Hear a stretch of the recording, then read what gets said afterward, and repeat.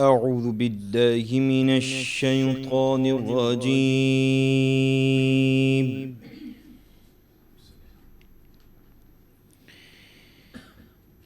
بسم الله الرحمن الرحيم.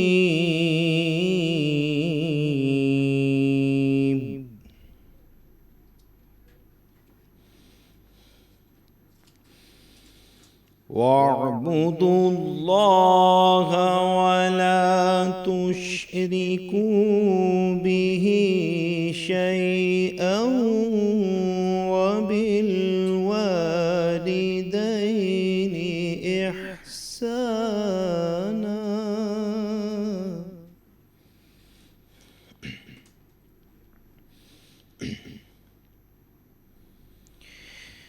وبذي القربى واليتامى والمساكين والجار ذي القربى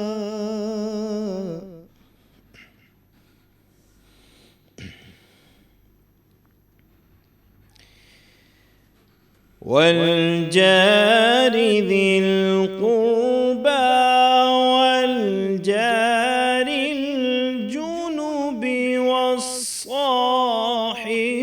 بالجنب وابن السبيل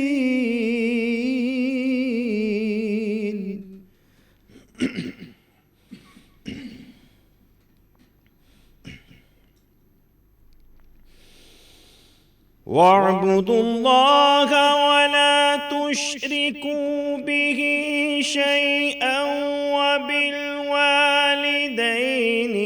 إحسانا وبذي القربى واليتامى والمساكين والجار ذي القربى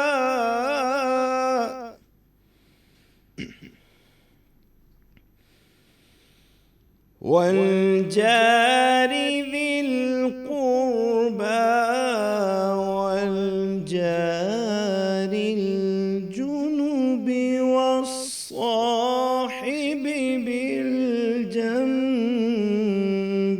وابن السبيل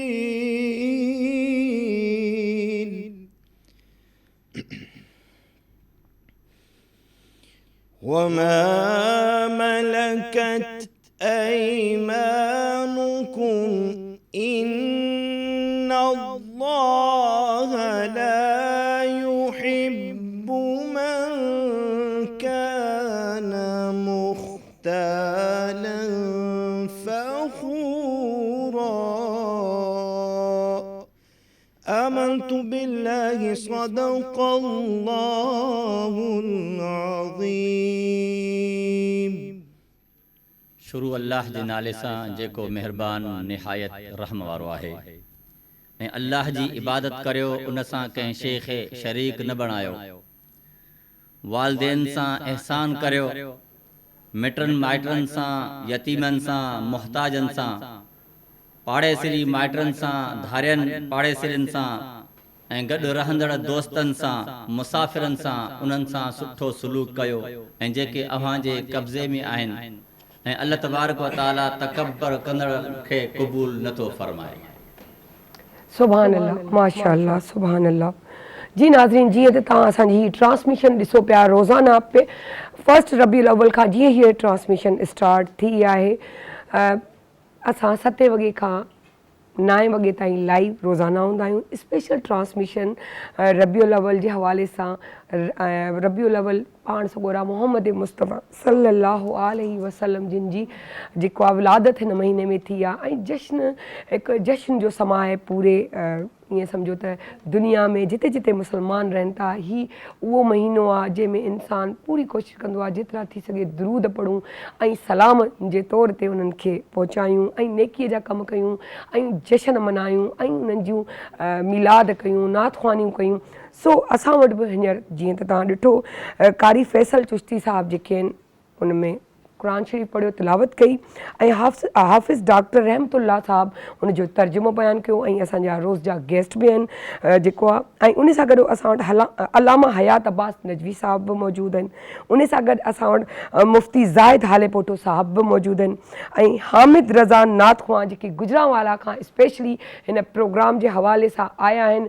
उन्हनि खे बि असां हिननि सभिनी खे असांजे हिन प्रोग्राम में वेलकम था कयूं ऐं पंहिंजे प्रोग्राम जो आगाज़ था कयूं। सायरा अली ख़ान तव्हांजे हिन प्रोग्राम में हिन मेज़बानीअ जो शर्फ़ अलाह साईं उनखे ही ॾियारियो आहे। महिरबानी आहे PTV ट्रांसमिशन वारनि जी या PTV इदारे जी जंहिं मूंखे हिन जेको आहे सीट ते या ईअं चओ था इन लाइक़ु सम्झो जो अॼु आऊं जेको आहे इहा ट्रांसमिशन हेॾी वॾी भलारी ट्रांसमिशन वॾी बि पोइ थी अचे पहिरीं कदर रहमतुनि सां भरपूर हिकु अहिड़ी ट्रांसमिशन अहिड़ी महफ़िल जंहिंजे लाइ माण्हू सिकंदा आहिनि, तड़पंदा आहिनि ऐं चवंदा आहिनि त उन महफ़िल में ठलो वञी वेही रहूं। हिते त मूंखे महिरबानीअ जो शर्फ़ अलाह साईं जेको आहे ॾिनो आहे, इन खां वधीक मूंखे छा खपंदो। सो हिकु नंढड़ी ॾाढी प्यारी ऐं ख़ूबसूरत ॻाल्हि खां स्टार्ट कंदासीं त अलाह जे सिवा को बि महबूद न आहे। अलाह खां जेको घुरिणो अथव उन खां घुरो ऐं उन जी रज़ा में राज़ी रहो। छो जे ॾियण वारो उहो आहे। असुलु मक़सदु असांजी ज़िंदगीअ जो उहो ई आहे।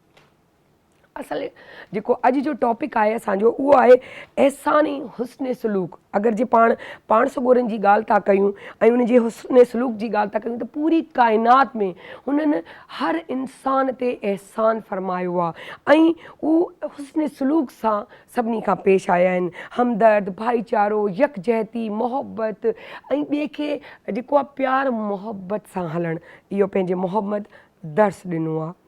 ऐं नसल परस्ती या ईअं चऊं क़त्लो गारत ऐं ॿिए जे लाइ बुरो सोचणु, बुरो करणु, इन शयुनि खां हुननि मना कयो आहे। सूरे कसास में पाण सॻोरनि सूरे कसस में अलाह पाक फ़रमायो आहे माण्हुनि ते ईअं अहसान कयो, माण्हुनि ते ईअं अहसान कयो जीअं अलाह तव्हां ते अहसान कयो आहे। दिल से निकली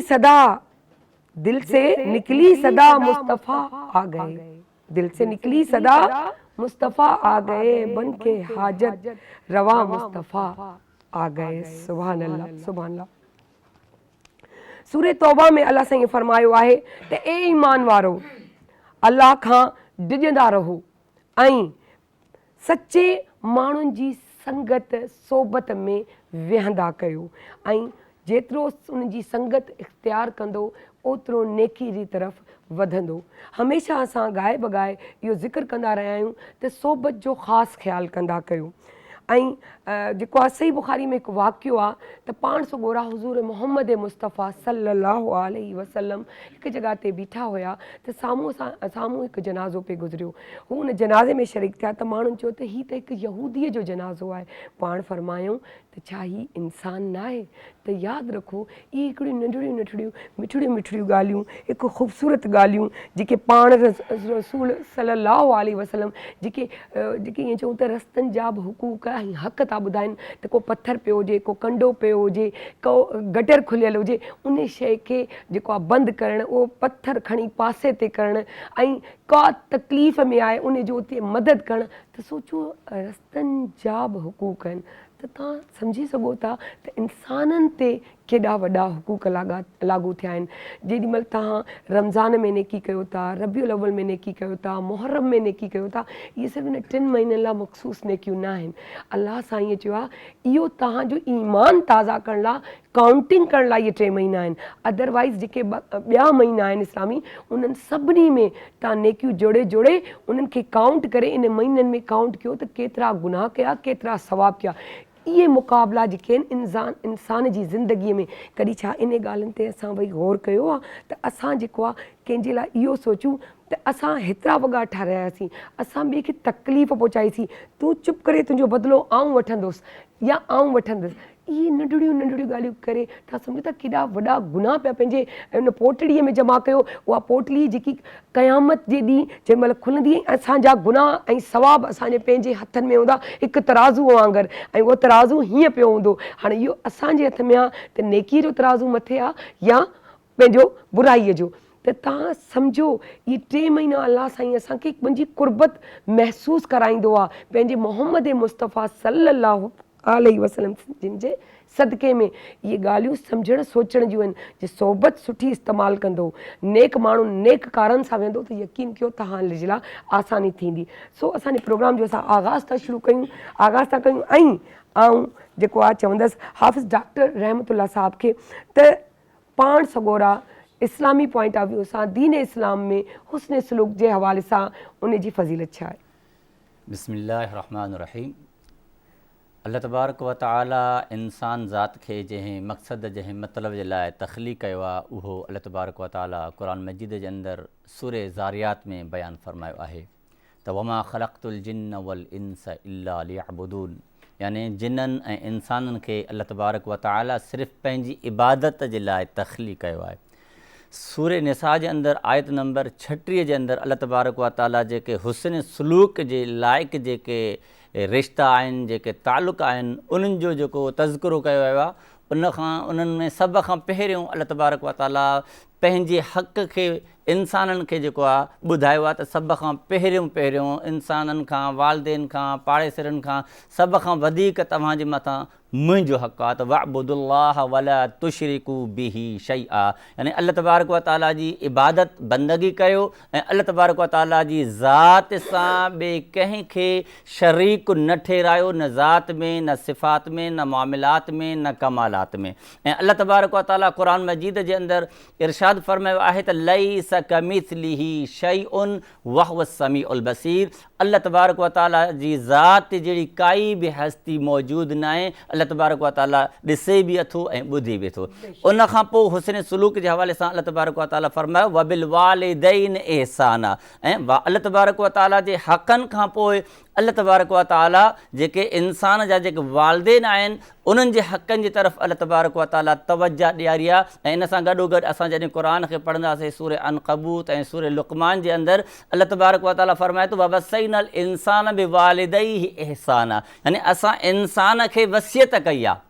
यानी वसियत उहा हूंदी आहे जेका इंसान वञण वारो या ख़ासि शइ हूंदी आहे उहा वसियत कई वेंदी आहे। त अल्लाह तबारक व तआला हिते सूरे लुक़मान जे अंदरि बि इहा ॻाल्हि वाज़े तौर ते बयानु फ़रमाई आहे त पंहिंजे पीउ माउ सां सुठो सलूक कयो, सुठो वर्ताव कयो। इहो अल्लाह तबारक व तआला क़ुरान मजीद जे अंदरि ज़िक्र फ़रमायो, यानी पहिरियों अल्लाह तबारक व तआला जे हुक़ूक़, उन खां पोइ वालदेन जा हुक़ूक़, उन खां पोइ अल्लाह तबारक व तआला फ़रमाए थो इन सूरे निसा जे अंदरि आयत नंबर 36 में ई वज़िल क़ुरबा, जेके क़रीबी रिश्तेदार आहिनि उन्हनि जे हक़नि खे बि बजा आणिणो आहे।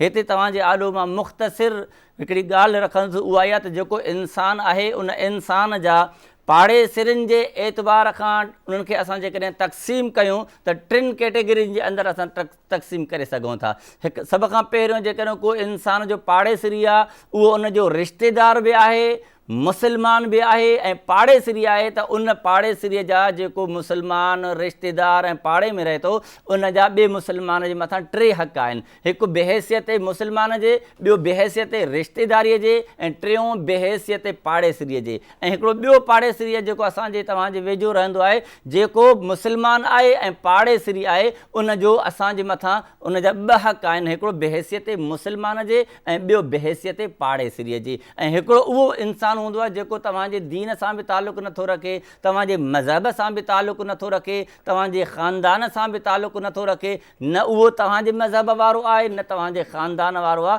उन जे बावजूद बि अल्लाह तबारक व तआला वजारिल जुनुब जे अंदरि इहा ॻाल्हि रखी आहे त उन पाड़ेसिरी जो तव्हांजे मथां हिकिड़ो हक़ आहे। हिते हिकिड़ी मां नंढड़ी रिवायत हज़रत अब्दुल्ला बिन उमर रज़ी अल्लाह ताला अन्हु जिन जी बयानु करणु लाज़िमी सम्झां थो त जॾहिं हज़रत अब्दुल्ला बिन उमर रज़ी अल्लाह ताला अन्हुमा जॾहिं क़ुर्बानी कंदा हुआ या कोई जानवर ज़िबह कंदा हुआ त पंहिंजे ख़ादिम खे उन क़ुर्बानीअ जो या सदक़े जो या उन जानवर जो गोश्त जेको पाड़े में यहूदी रहंदो हुयो उन ॾे मोकिलींदा हुआ, त हू जेको असांजो पाड़े में रहियो त उनजो बि हक़ आहे। त चवण जो मक़सदु इहो आहे त अल्लाह तबारक व तआला असांखे हुक़ूक़ ॾिना आहिनि, असां सभिनी इंसाननि खे उन्हनि खे हक़नि खे जेका बजा आणिणो आहे, चाहे मुसलमान हुजे, चाहे रिश्तेदार हुजे, चाहे गैर मुसलमान हुजे, असांखे उन्हनि जे हक़नि खां अल्लाह तबारक व ताला आज़ादु क़तअन नाहे कयो।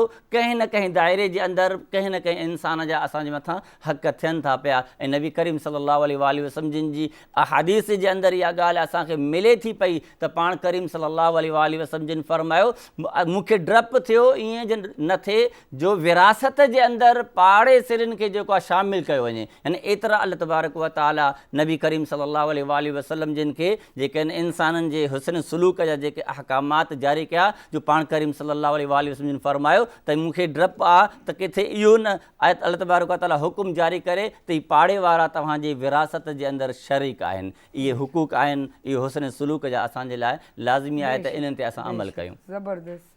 अलामा हयात अब्बास नजवी साहब खां पुछंदासीं त रोज़मर्रा जी ज़िंदगीअ में माण्हुनि ते जेको पाण कंदा आहियूं हुस्न सलूक कंदा आहियूं त छा उहो असांजो हिकिड़ो एहसान हूंदो आहे या असां हिकिड़ी नेकीअ जी नियत सां कंदा आहियूं? औज़ु बिल्लाहि मिनश शैतानिर रजीम बिस्मिल्लाहिर रहमानिर रहीम अल्हम्दुलिल्लाहि वस्सलातु वस्सलामु अला अहलिहा अम्मा बाद बिस्मिल्लाहिर रहमानिर रहीम खैरुन नास मन यनफउन नास। माह रबीउल अव्वल हुजूर कायनात मोहम्मद मुस्तफ़ा सल्लल्लाहु अलैहि वसल्लम जिन जी सीरत मुख़्तलिफ़ अंदाज़ में बयान थिए पई। डॉक्टर साहब भी सुहिणे अंदाज़ सां पंहिंजे सवाल जो जवाबु ॾिनो। असां जॾहिं गुज़श्ता तव्हांजी नशरियात में आयासीं त असां हिकिड़ो तव्हांजे साम्हूं सवाल जो जवाबु ॾिनोसीं त हुजूर कायनात सल्लल्लाहु अलैहि वसल्लम जॾहिं तशरीफ़ फरमा थिया त पाण ख़ासि तौरु उन्हनि माण्हुनि जे हक़नि खे बयानु कयो जेके उन वक़्तु मुआशिरे में ज़ुल्म जो निशानो हुया, जंहिंमें असां न्याणियुनि जी तरफ़ बि इशारो कयोसीं, मुख़्तलिफ़ ॿियनि शयुनि ते बि इशारो कयोसीं। अॼु जेको तव्हांजो सुवालु कयो आहे त असां कंहिंसां नेकी था कयूं, उहा नेकी कॾहिं आहे ऐं अहसान कॾहिं आहे, ॿ अलॻि शयूं आहिनि। हिकु दफ़ो नेकी आहे, ॿियो दफ़ो अहसान आहे। कुझु शयूं ख़ुदा जे तरफ़ां असांजे मथां फ़र्ज़ु आहिनि। सर अगरि इन ई ॻाल्हि खे अगरि ईअं बि कयूं त पोइ हुस्न सलूक कीअं कजे? जी मां तव्हांजो सवाल इंशाअल्लाह वाज़े करे अव्हांजी ख़िदमत में ऐं नाज़रीन जी ख़िदमत में पेश कंदुसि। कुझु शयूं असांजे मथां ख़ुदा जे तरफ़ां फ़र्ज़ु आहिनि, ॿ शयूं आहिनि। हिकिड़ी शइ असांजे मथां ख़ुदा जे तरफ़ां फ़र्ज़ु आहे, जेका शइ फ़र्ज़ु आहे उनजी जज़ा ख़ालिक़ खां घुरो। हाणे साईं जन तव्हांखे सम्झो त ख़ुदा जे आलम इंसान जे मथां जेको सभ खां वॾो हक़ रखियो आहे न, ला तुशरिक, शिरक न कर। कंहिं बि क़िस्म जो ख़ालिक़ खे शिरक पसंदि न आहे। उलमा इकराम चवंदा आहिनि त अलाह साईं रयाकारी जे अमल खे, ॾेखाव जे अमल खे रद्द इन लाइ थो करे त मूंखे अमल में बि शिरक पसंदि न आहे। कर त सिर्फ़ु मुंहिंजे लाइ कर। जे तोखे कंहिं ॿिए खां उमेदु आहे, कंहिं ॿिए खां अहसान अथई, वञ उन जी जज़ा वठि। क़यामत जॾहिं कई माण्हू ईंदा हुज़ूर कायनात सल्लल्लाहु अलैहि वसल्लम जूं कई हदीसनि जंहिंजा आमाल नामा ख़ाली हूंदा, आमाल नामा ख़ाली हूंदा, हो चवंदा ख़ालिक़ तो क़ुरान में इरशाद फरमायो फमन यअमल मिस्काल, जेको मिस्काल जे बराबरि नेकी कंदो असां उन खे बि जज़ा ॾींदासीं। असां हेॾियूं नेकियूं कयूंसीं, हज ते वियासीं, उमरा कयासीं, ख़ैरातूं कयूंसीं, आवाज़ कुदरत ईंदी उहो तव्हां रयाकारी कई, जिन खे ॾेखारण लाइ कयो वञो उहे बीठा त उन्हनि खां सवाबु वठो, उन्हनि खां जज़ा वठो। मूं वटि जज़ा उन्हनि जे लाइ आहे जंहिंजे लाइ सूरह मुबारक दर सूरह इंसान में फरमाई अहिड़ा माण्हू जेके नेकी करण खां पोइ न माण्हुनि खां जज़ा था घुरनि, न माण्हुनि खां शुकुर था घुरनि, हो जेको कनि था रब जी रज़ा लाइ था। असांजे मथां जेके ख़ुदा जा फ़राइज़ आहिनि उहो कंहिं ते अहसान न आहे। मसलन इंसान ते फ़र्ज़ु आहे, वबिल वालिदैन अहसान आहे, कई मरतबा चई, हिकु दफ़ो न, पंहिंजे वालिदैन सां नेकी कयो, पंहिंजे वालिदैन सां नेकी कयो। हाणे हिते मां तव्हांजे प्रोग्राम जे तवसुस सां रसूल ख़ुदा सल्लल्लाहु अलैहि वसल्लम जे विलादत जे महीने जे सदके माण्हुनि त इहो पैगाम पहुचायूं त अलाह साईं वालिदैन सां नेकी जो हुकुम ॾिनो आहे। नेकी छाखे चइबो आहे? नेकी उन ॻाल्हि खे चइबो त जॾहिं तव्हां तमामु जेके वालिदैन जा फ़र्ज़ ज़रूरतियूं आहिनि उन्हनि जे पूरे करण जे बाद बि हुननि सां अहिड़ी नेकी कयो जेका हुनजी ज़रूरियात में शामिलु न हुजे। जेका ज़रूरियात आहे उहो फ़र्ज़ु आहे। पाणी पीआरण वालिदैन हुजनि, पाणी पीआरण नेकी सवाबु ज़रूरु आहे, इहो फ़र्ज़ु आहे। अलाह साईं फ़र्ज़ खां मथां थो घुरे। वालिदैन पाणी घुरियो छो? तो घुरण खां पहिरियां छो न ॾिनो? रब्बे रहमहुमा कमा रब्बयानी सग़ीरा, हुकुम क़ुरान मजीद में त वालिदैन जे लाइ जॾहिं दुआ घुरो त हिन लफ़्ज़नि सां घुरो त मुंहिंजा ख़ालिक़ हिननि ॿिन्ही ते ईअं रहम कर जीअं हिननि बचपन में मूं ते रहम कयो, बचपन में वालिदैन असां ते कीअं रहम कंदा आहिनि, बेशक असां कुझु घुरी न सघंदा आहियूं। जी इंसान बिस्तर ते हूंदो आहे, पंहिंजी तहारत नजासत जे मसइलनि खे बि हल न करे सघंदो, उन मसइले खे वालिदैन हल कंदा आहिनि। बेशक माना इंसान वालिदैन सां इन खां वधीक नेकी करण जी कोशिश करे। बेशक। अच्छा, हाणे इन ॻाल्हि ते तव्हां चओ त कुझु शयूं आहिनि जेके फर्ज़ न आहिनि। मसलन फर्ज़ छा न आहिनि? मसलन फर्ज़ इहो आहे त जेके तव्हांजा पाड़ोसी आहिनि, जेके तव्हांजा माइट आहिनि, सिले रहमी जा मसाइल आहिनि, तमामु वधीक मामलो को मुख़्तसिर कंदे, फर्ज़ इहो आहे त तव्हां हुननि जूं ज़रूरियात पूरियूं कयो। मसलन हुननि को बीमार पियो आहे, दवा जा पैसा न आहिनि, तव्हां हुननि खे दवा वठी ॾियो। हुननि मूंखे वटि लिबास न आहे, तव्हां हुन इहो फर्ज़ आहे। हाणे अगरि तव्हां चाहियो था इन खां वधीक नेकी कयो त तव्हां उन ज़रूरियात खां वधी करे अगरि पंहिंजे बच्चनि खे पिकनिक ते काॾे वठी था वञो, हिननि खे पिकनिक ते वठी वञो तव्हांजो फर्ज़ न आहे। हाणे तव्हां अगरि चाहियो था ख़ुदा जे हुज़ूर नेकी कयो, ख़ालिक जे हुज़ूर सुरख़ुरू थियो, जीअं पंहिंजे बच्चनि खे वठी था वञो ईअं उन्हनि पाड़ेसरनि जे बच्चनि खे वठी वञो, इहा नेकी आहे। इन जो अजर ख़ालिक फरमायो आहे। ख़ासि मुंहिंजी मख़लूक ते रहम कंदो, हुदूद कुदसी में रसूल ख़ुदा सल्लल्लाहु अलैहि वसल्लम जी ज़बानी ख़ालिक उम्मत खे मोहम्मद खे पैगाम ॾिनो त तव्हां मुंहिंजी मख़लूक ते रहम कयो, मां तव्हां ते रहम। सुभान अल्लाह। एतिरे क़दुरु पाण सॻोलनि सल्लल्लाहु अलैहि वसल्लम जन जे लाइ इहा रिवायतुनि में, अहादीस में, सहाबियुनि में, इमामनि रिवायत कयो त एतिरे क़दुरु फरमायूं त पाण हुकुम कंदा हुआ, कोशिशि कंदा कयो को गिरह खाइण खां पहिरियां इहो सोचो को बुखियो त न आहे। हज़रत अली अलैहिस्सलातु वस्सलाम जन जी कूफ़े में हुकूमत हुई, सन 37 हिजरी जो वाक़ियो आहे। कुमेल जेको सहाबी आहे उहो रिवायत थो करे कि तो राति जो पहरो ईअं असां घुमूं पिया, ईअं ॾिठोसीं कंहिंजे घर मां ॿारनि जे रोइण ऐं तड़पण जी आवाज़ आई।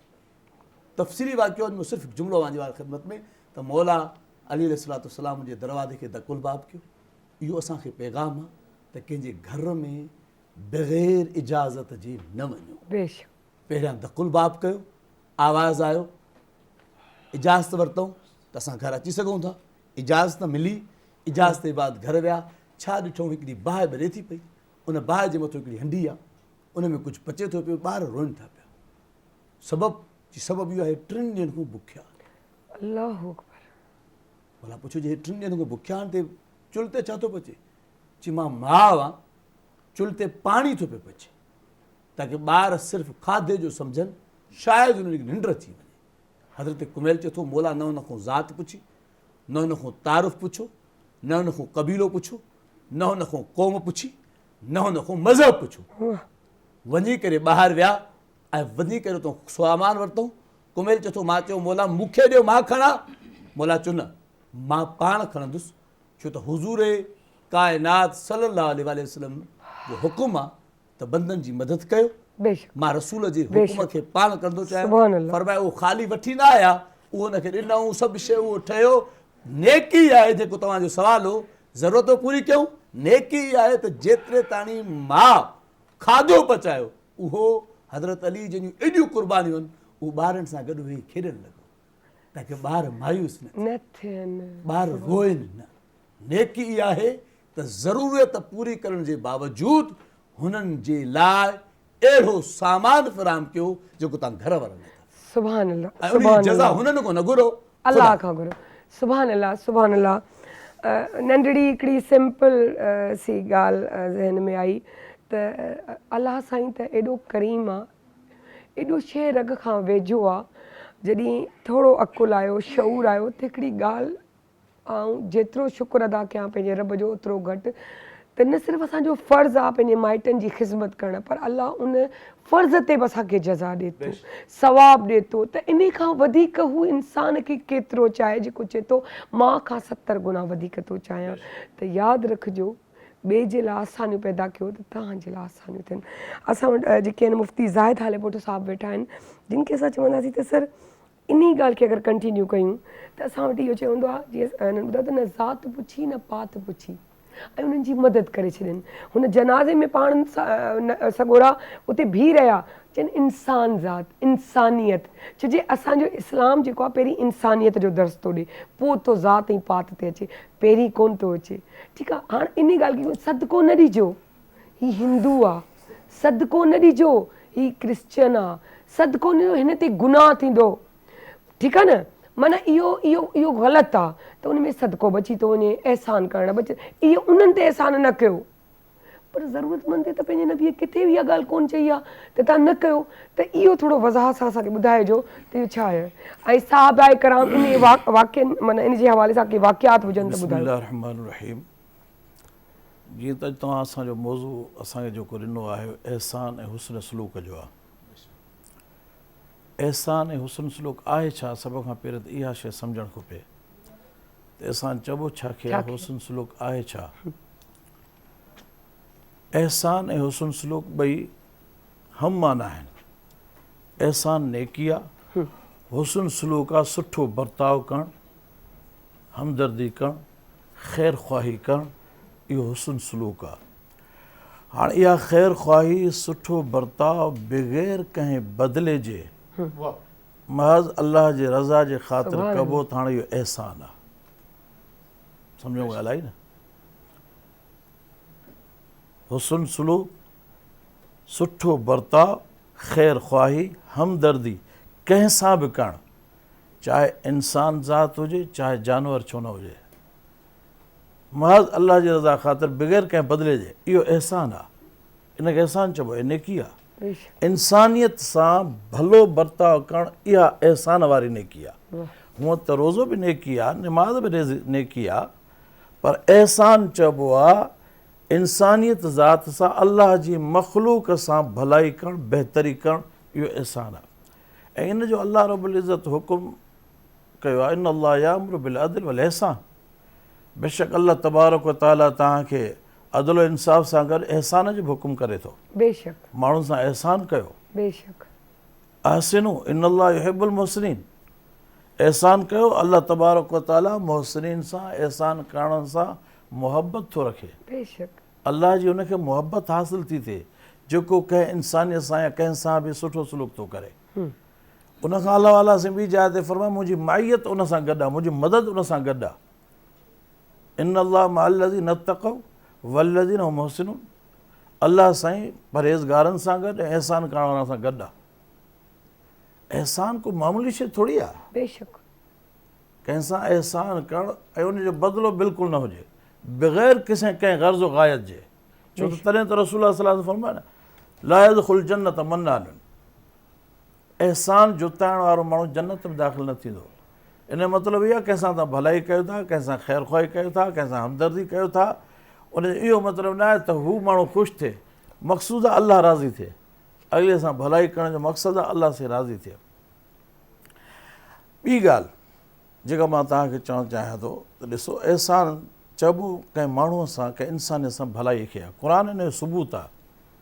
क़ुर पाक में ईंदो आहे अल्लज़ीना युनफ़िक़ून फ़िस्सर्राअ वज़्ज़र्राअ वलकाज़िमीन अलग़ैज़ वलआफ़ीना अनिन्नास वल्लाहु युहिब्बुल मुहसिनीन।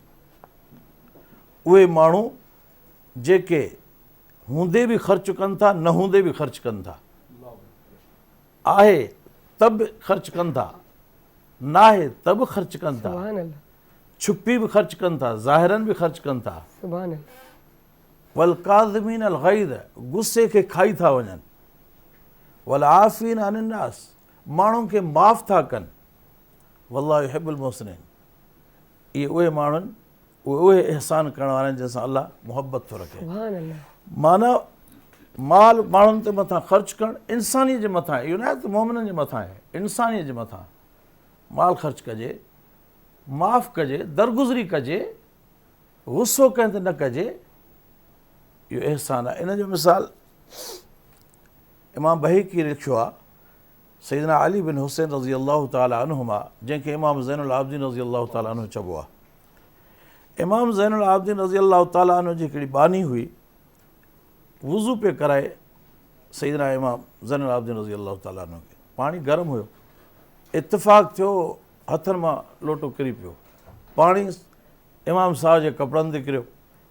फितरी शइ आहे, फितरी शइ आहे, गुस्सो अचे माण्हूअ खे। त बानी बि वॾी समझदार हुई। उन बानी क़ुर पाक इहा आयत पढ़ी, वलकाज़िमीन अलग़ैज़। سمجھی ہے وہ باصل خاندان رسول خدا صلی اللہ علیہ وسلم اہل بیت میں سمجھو والقاظمین من الغیظ جب قرآن جی آیت ساموں آئی تو مسکرایا یعنی غصو ختم تھیو اگیاں بانی جو والعافین عن الناس سبحان اللہ ماण्हुनि खे माफ़ भी कंदा आहिनि पाण खिली करे चऊं तव्हांखे माफ़ कयो अॻियां वरी उन आयत पढ़ी वल्लाहु युहिब्बुल मुहसिनीन अल्लाह ताला एहसान करण वारनि सां मोहबत कंदो आहे पाण फरमायो तूं आज़ादु हली वञ इहो एहसान आहे त एहसान इंसानियत सां करणु इहो त अल्लाह जो हुकुम आहे ऐं इन जो अजर आहे असांखे बदिलो जन्नत आहे अल्लाह राज़ी थो थिए क़ुरान शरीफ़ करे में अचे थो मन असलम वजहु लिल्लाह जेको माण्हू पाण खे अल्लाह ॾे मुतवजो करे थो बेशक अल्लाह जी तौहीद वारो आहे अल्लाह ते ईमान आणण वारो वहो मोहसिनुन ऐं उहो एहसान करण वारो आहे ईमान वारो आहे एहसान करण वारो आहे फलहू अजरुहू इंद रब्बी अल्लाह वटि उन जे लाइ अजर वला ख़ौफ़ुन अलैहिम वला हुम यहज़नून क़यामत जे ॾींहुं उन लाइ को ख़ौफ़ ख़तरो को बि न आहे ग़म को बि न आहे कंहिंजे लाइ सुभान अल्लाह जेको सुभान अल्लाह एहसान करण वारो आहे पर शर्त इहो आहे हिकिड़ी ॻाल्हि थोरी जी इहा ख़ैर ख़्वाही ग़ैर मुस्लिम बि कंदो आहे तव्हां खोड़ जॻहियुनि ते ॾिसो हूंदो फलाही कम ग़ैर मुस्लिम खोड़ कंदा पिया पर उन्हनि जे लाइ अलाह वटि अजर न आहे ग़ैर मुस्लिम बि ख़ैर ख़्वाही कनि था हमदर्दी कनि था फलाही कम कनि था छो त अल्लाह वटि अजर जे लाइ ईमान शर्त आहे तॾहिं फरम मन असलम वजहो लिल्लाह बेशक बेशक ऐं हदीस में बि ईंदो आहे अदीन नसीहा दीन पूरो ख़ैर ख़्वाही आहे हुस्न सलूक आहे रसूलुल्लाह सल्लल्लाहु अलैहि वसल्लम फरमायो ला युमिनु अहदुकुम हत्ता युहिब्बु लिअख़ी मा युहिब्बु लिनफ़्सी तव्हां तेसिताईं मोमिन ई नथा थी सघो जेसिताईं पंहिंजे मुस्लमान भाउ जे लाइ उहा शइ पसंदि न कयो जेका पंहिंजे लाइ पसंदि था कयो जी बेशक ऐं हर इंसान चाहींदो आहे त मूंसां केरु ख़ैर ख़्वाही करे सुभान अल्लाह बुराई त केरु नथो चाहे न कि मूंसां केरु बुराई करे ॾाढी सुठी ऐं ॻाल्हि ॿी ॻाल्हि एहसान करण सां दोस्त दुश्मन बि दोस्त थींदो छा आहे क़ुर ॻाल्हि थो चए इदफ़ा बिल्लती अहसन छा ॻाल्हि कई तव्हां बुराई खे ख़तमु कयो एहसान सां क़ुर जी दावा आहे बुराई खे ख़तमु कयो एहसान सां बैनकुम व बैनहू अदावतुन उन ई तव्हांजे दरमियान या तव्हांजे दुश्मनी आहे कंहिं बुराई करण वारे जी तव्हां सां दुश्मनी आहे हाणे तव्हां हुन सां एहसान कयो एहसान करण जे बदिले में अल्लाह फरमाए थो करनो वलियुन हमीम उहो तव्हांजो सचो दोस्त थी वेंदो सुभान अल्लाह ऐं छा एहसान ॻाल्हि कजे करण सां दोस्ती थी मिले भलाई थी मिले। बेशक बेशक जीअं तव्हांखे ॿुधाईंदी हलां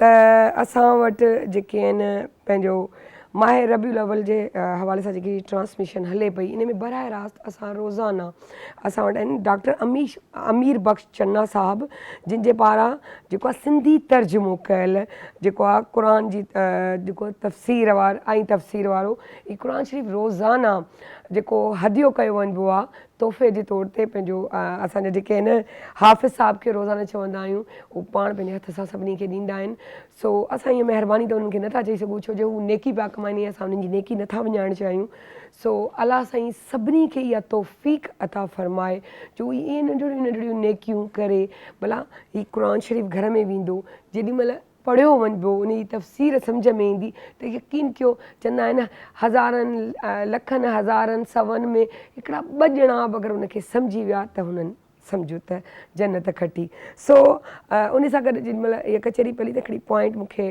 ज़रूरु यादि आई त ॾिसो असां केॾा न त ख़ुशनसीब आहियूं जो असां मुस्लमान पैदा थिया आहियूं असां वटि शहादत जो रुतबो आहे असांजी नेकीअ ते अलाह साईं असांखे नेकीअ जे बदिले नेकी ॾिनी आहे चङाई ॾिनी आहे असांखां 70 गुना असांखे वधीक मोहबत करे तौबा जी तौफ़ीक़ ॾिनी आहे तौबा कयूं था इस्तग़फ़ार उनखे था चऊं पर उन में असांजे माल में बरकत थो विझे असांजी माफ़ी थो क़बूल करे असांखे दौलतमंद थो करे असांजूं मुश्किलूं दूरि थो करे माना अगरि ॾिठो वञिजे त केॾी वॾी ऐं केॾी ज़बरदस्त ॻाल्हि आहे त असां जेको आहे सुठे खां सुठो ऐं चङे खां चङो कंदा रहंदा आहियूं उन वक़्तु जंहिं महिल अलाह साईं असां सां राज़ी हदीस नबवी आहे त पाण सॻोड़नि फरमायो आहे अहसान इहो आहे त तव्हां अलाह जी इबादत ईअं करियो ॼण त तव्हां उनखे ॾिसी रहिया आहियो ऐं ऐं अगरि जे तव्हां न बि था ॾिसी रहिया आहियो त बि तव्हां महसूसु कयो त हू तव्हांजे साम्हूं आहिनि, त बिलीव मी, सुभान अल्लाह, पर बिलीव मी ईअं थींदो आहे। कॾहिं लुह लॻाए ॾिसो, तव्हांखे मज़ो ई कोन ईंदो जेसि ताईं हुनमें कनेक्शन या कनेक्ट थी ऐं उनखे फील करे न नमाज़ पढ़ियांव ऐं उनखां रोई ऐं पिनी न वरिताव त तव्हांखे तव्हांजो ॾींहुं गुज़रणु छा, पर तव्हांजी ज़िंदगी तव्हां ते बोझ फील थींदी। आज़माए ॾिसो। सो आउं चवंदसि हाफ़िज़ साहब खे त क़ुर शरीफ़ पंहिंजे हथ सां ॾियनि हा ॾियो, पर हिकिड़ी बसि 2 लाइनुनि में नेकी कीअं फैलाइजे? नबी करीम सल्लल्लाहु अलैहि वसल्लम जिन जो फरमान आहे त ख़ैरुन्नास मन यनफ़उन्नास, तमाम में बहितरीन उहो आहे जेको ॿियनि इंसाननि खे फ़ाइदो थो पहुचाए। त हर इंसान कोशिशि इहा करे त जेको ॿियो इंसान आहे उन जी जान खां उनखे बजाए नुक़सान जे उनखे नफ़ो ऐं फ़ाइदो पहुचे, इहो ई इंसान दुनिया ऐं आख़िरत में कामयाबु थी सघे थो। जेकॾहिं असां इन ते नबी करीम सल्लल्लाहु अलैहि वसल्लम जिन जे इन फरमान ते अमल कयूं त असांजो मुआशिरो इंशाअल्लाह जन्नत बणिजी वेंदो। बेशक बेशक। सर तव्हांखे बि ईअं चवंदसि त तव्हां छा चवंदो इन हवाले सां? नेकी फैलाइण जो सभ खां आसान तरीक़ो इहो आहे त ज़बान जी ॻाल्हियुनि खे छॾे करे इंसानु अमली तौरु कमु करे, अमली तौरु हुकुम करे। जीअं तव्हां पंहिंजे बच्चनि खे चाहियो था तव्हांजा बच्चा सखावत कनि, त बच्चनि खे तव्हां सखावत जो ख़ाली दर्स न ॾियो, बल्कि तव्हां सखावत करे ॾेखारियो।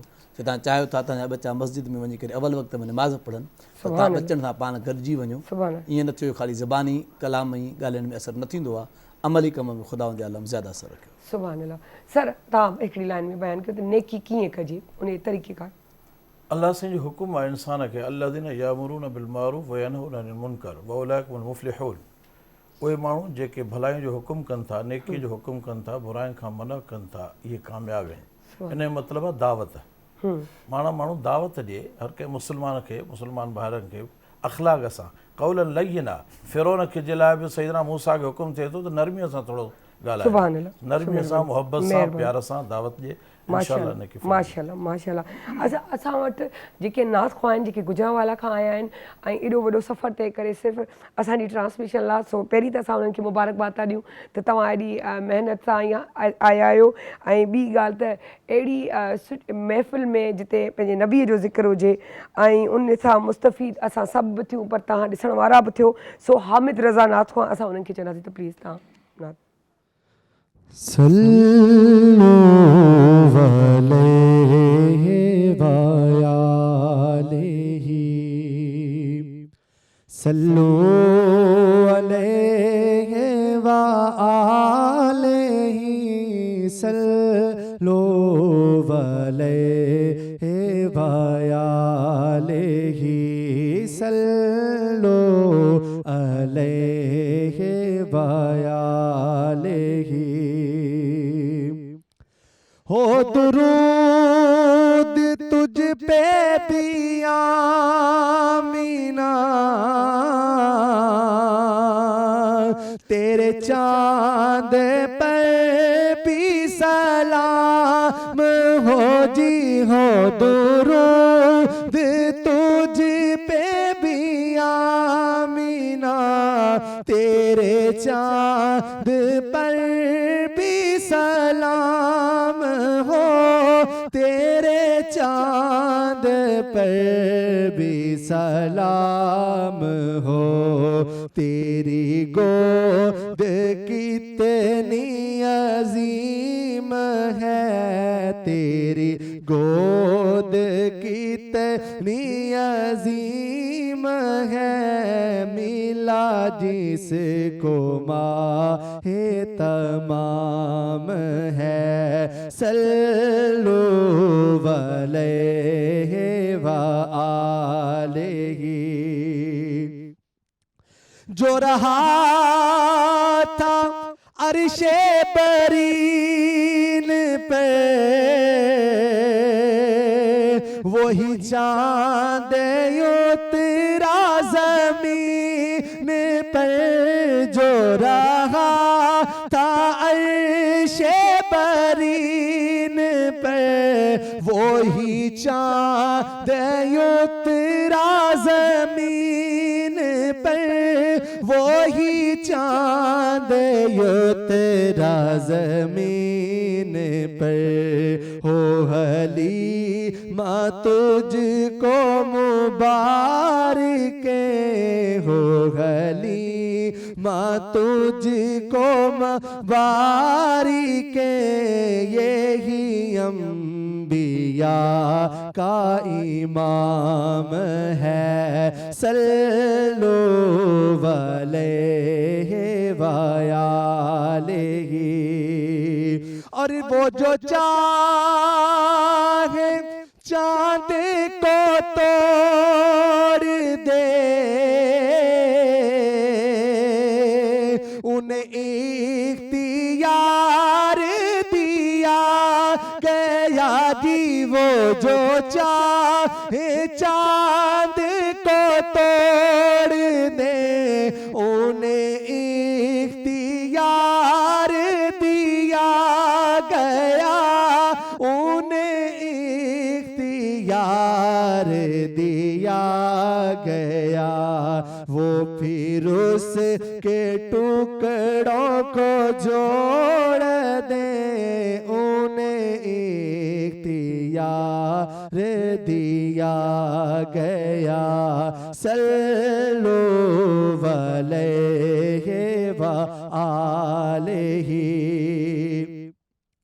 और मैं था क्या मुझे क्या बना दिया, मुझे इश्क अहमदिया ता किया जी। मैं था क्या मुझे क्या बना दिया जी। मैं था क्या मुझे क्या बना दिया, मुझे इश्क अहमदिया ता किया, मुझे इश्क अहमदिया ता किया। हो भला हुजूर की आल का, हो भला हुजूर की आल का मेरा सोया बाग जगा दिया। सल्लु अलैहि वआलिही, सल्लु अलैहि वआलिही। और जिसे चाहा दर पे बुला लिया,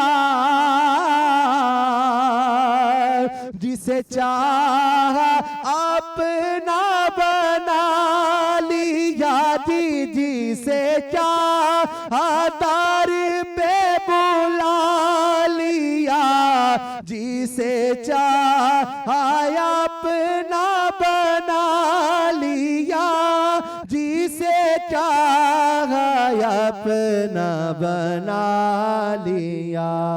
ये बड़े करम के हैं फैसले, ये बड़े करम के हैं फैसले, ये बड़े नसीब की बात है। सल्लु अलैहि वआलिही, सल्लु अलैहि वआलिही, सल्लु अलैहि वआलिही। सुभान अल्लाह, सुभान अल्लाह, सुभान अल्लाह। सर खे चवंदासीं त सर तव्हां ही क़ुर शरीफ़ जेको आहे पंहिंजे हथनि सां तोहफ़े तौरु ॾियो ॾियो। नबी के रास्ते की खाक लूंगा, नबी के रास्ते की खाक लूंगा, मैं सबसे कीमती पोशाक लूंगा। सुभान अल्लाह, सुभान अल्लाह। लिखण वारनि ते बि रहमत हुजे, ॿुधण वारनि ते बि रहमत हुजे ऐं हिन गुनाहगार ते बि रहमत हुजे। सो कुझु अहिड़ा कम कयूं जो रब जे उन प्यारे जे सदके अहिड़ी महफ़िलुनि जो एहतमाम कयूं जो उन्हनि जो थोरो ज़िक्र करे करीब का महफ़िल मचायो था, कंहिं तरीक़े सां उन जो ज़िक्र, उन जे प्यारे जो ज़िक्र विझी करे पंहिंजो पाण खे नेकिन जी राहुनि में मुंतख़ब कराए वठंदा कयो। यकीन कयो दिलि खे ॾाढो सुकून ऐं राहत मिलंदी आहे सिर्फ़ु इन नंढड़ी ॻाल्हि सां। सो असां था हलूं क़सीदा बुरदा शरीफ़ जी तरफ़। थैंक यू कंदसि सर खे। सो महिरबानी क़सीदा बुरदा शरीफ़। Thank U.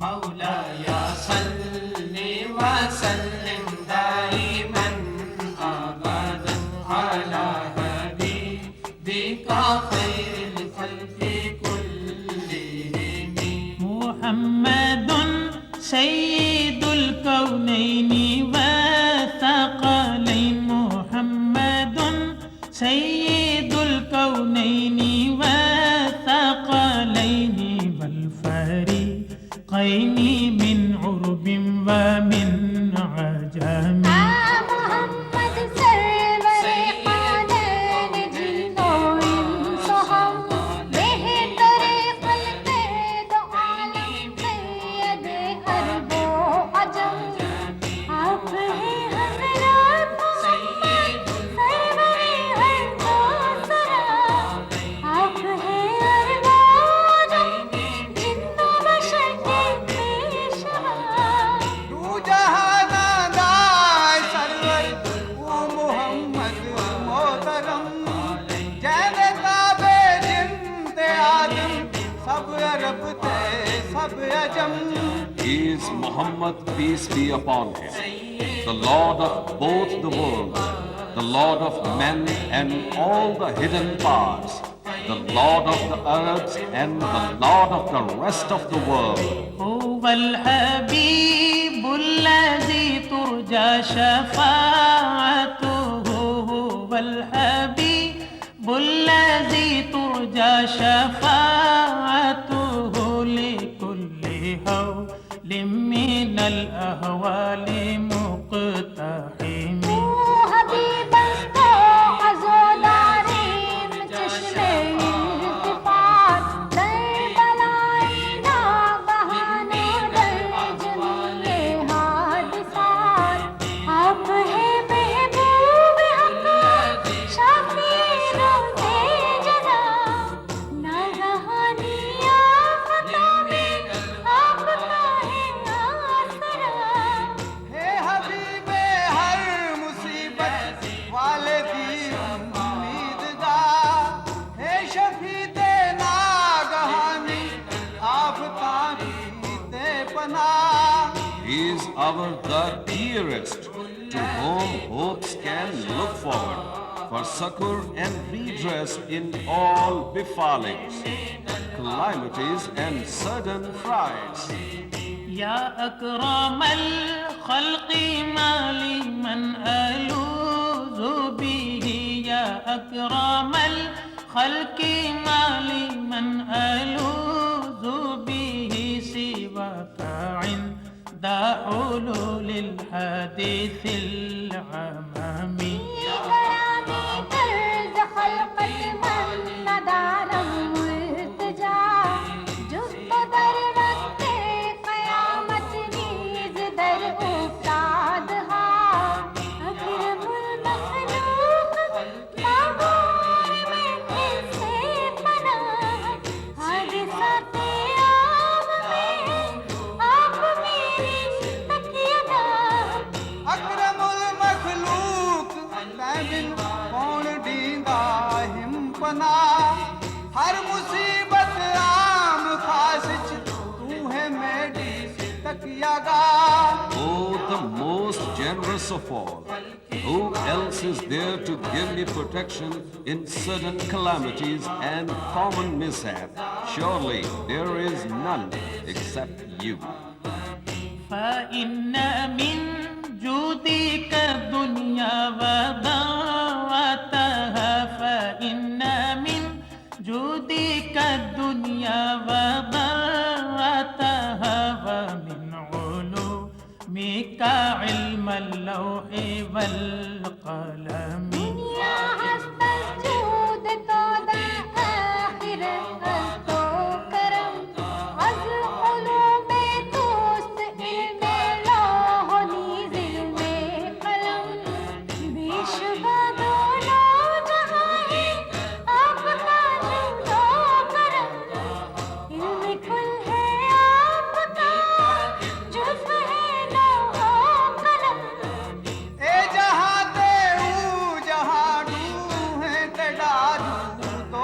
قلم آپ دے کل علم دا ایک جزو ہے لوح و قلم. This world and its counterpart, the other world, owe their existence to your liberality. Even the knowledge contained in the pen and the board is just a fragment of the sciences you are the master of.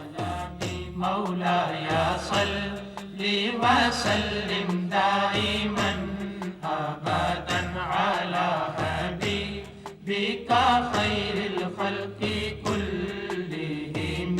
مولاي صل وسلم دائما أبدا على حبيبك خير الخلق كلهم.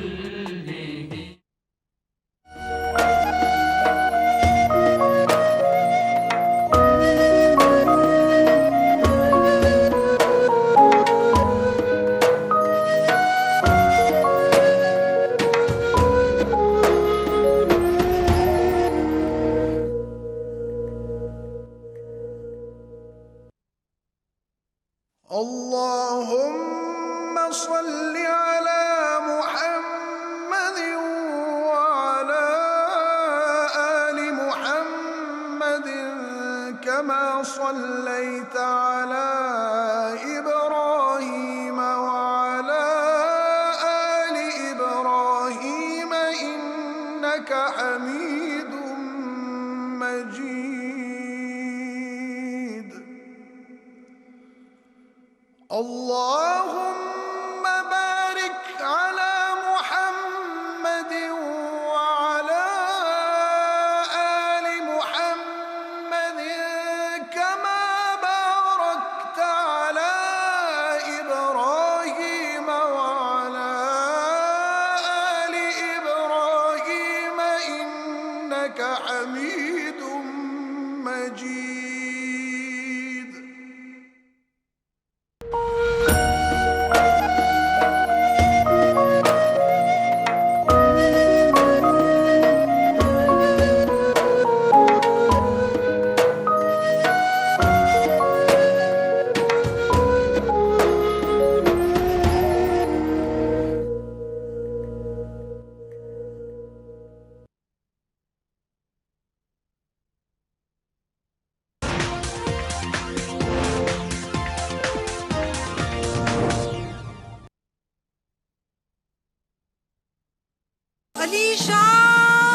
ओहो, वो तो मैं भूल गई. अलीशा, वो तो मैं भूल गई.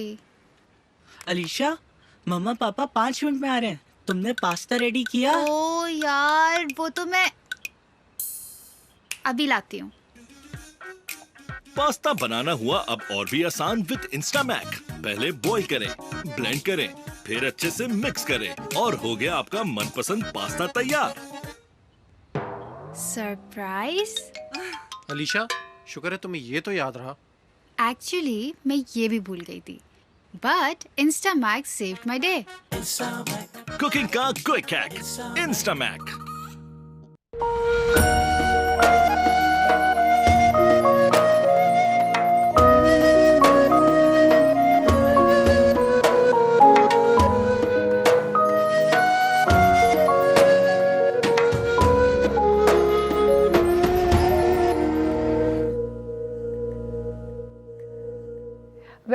Welcome back.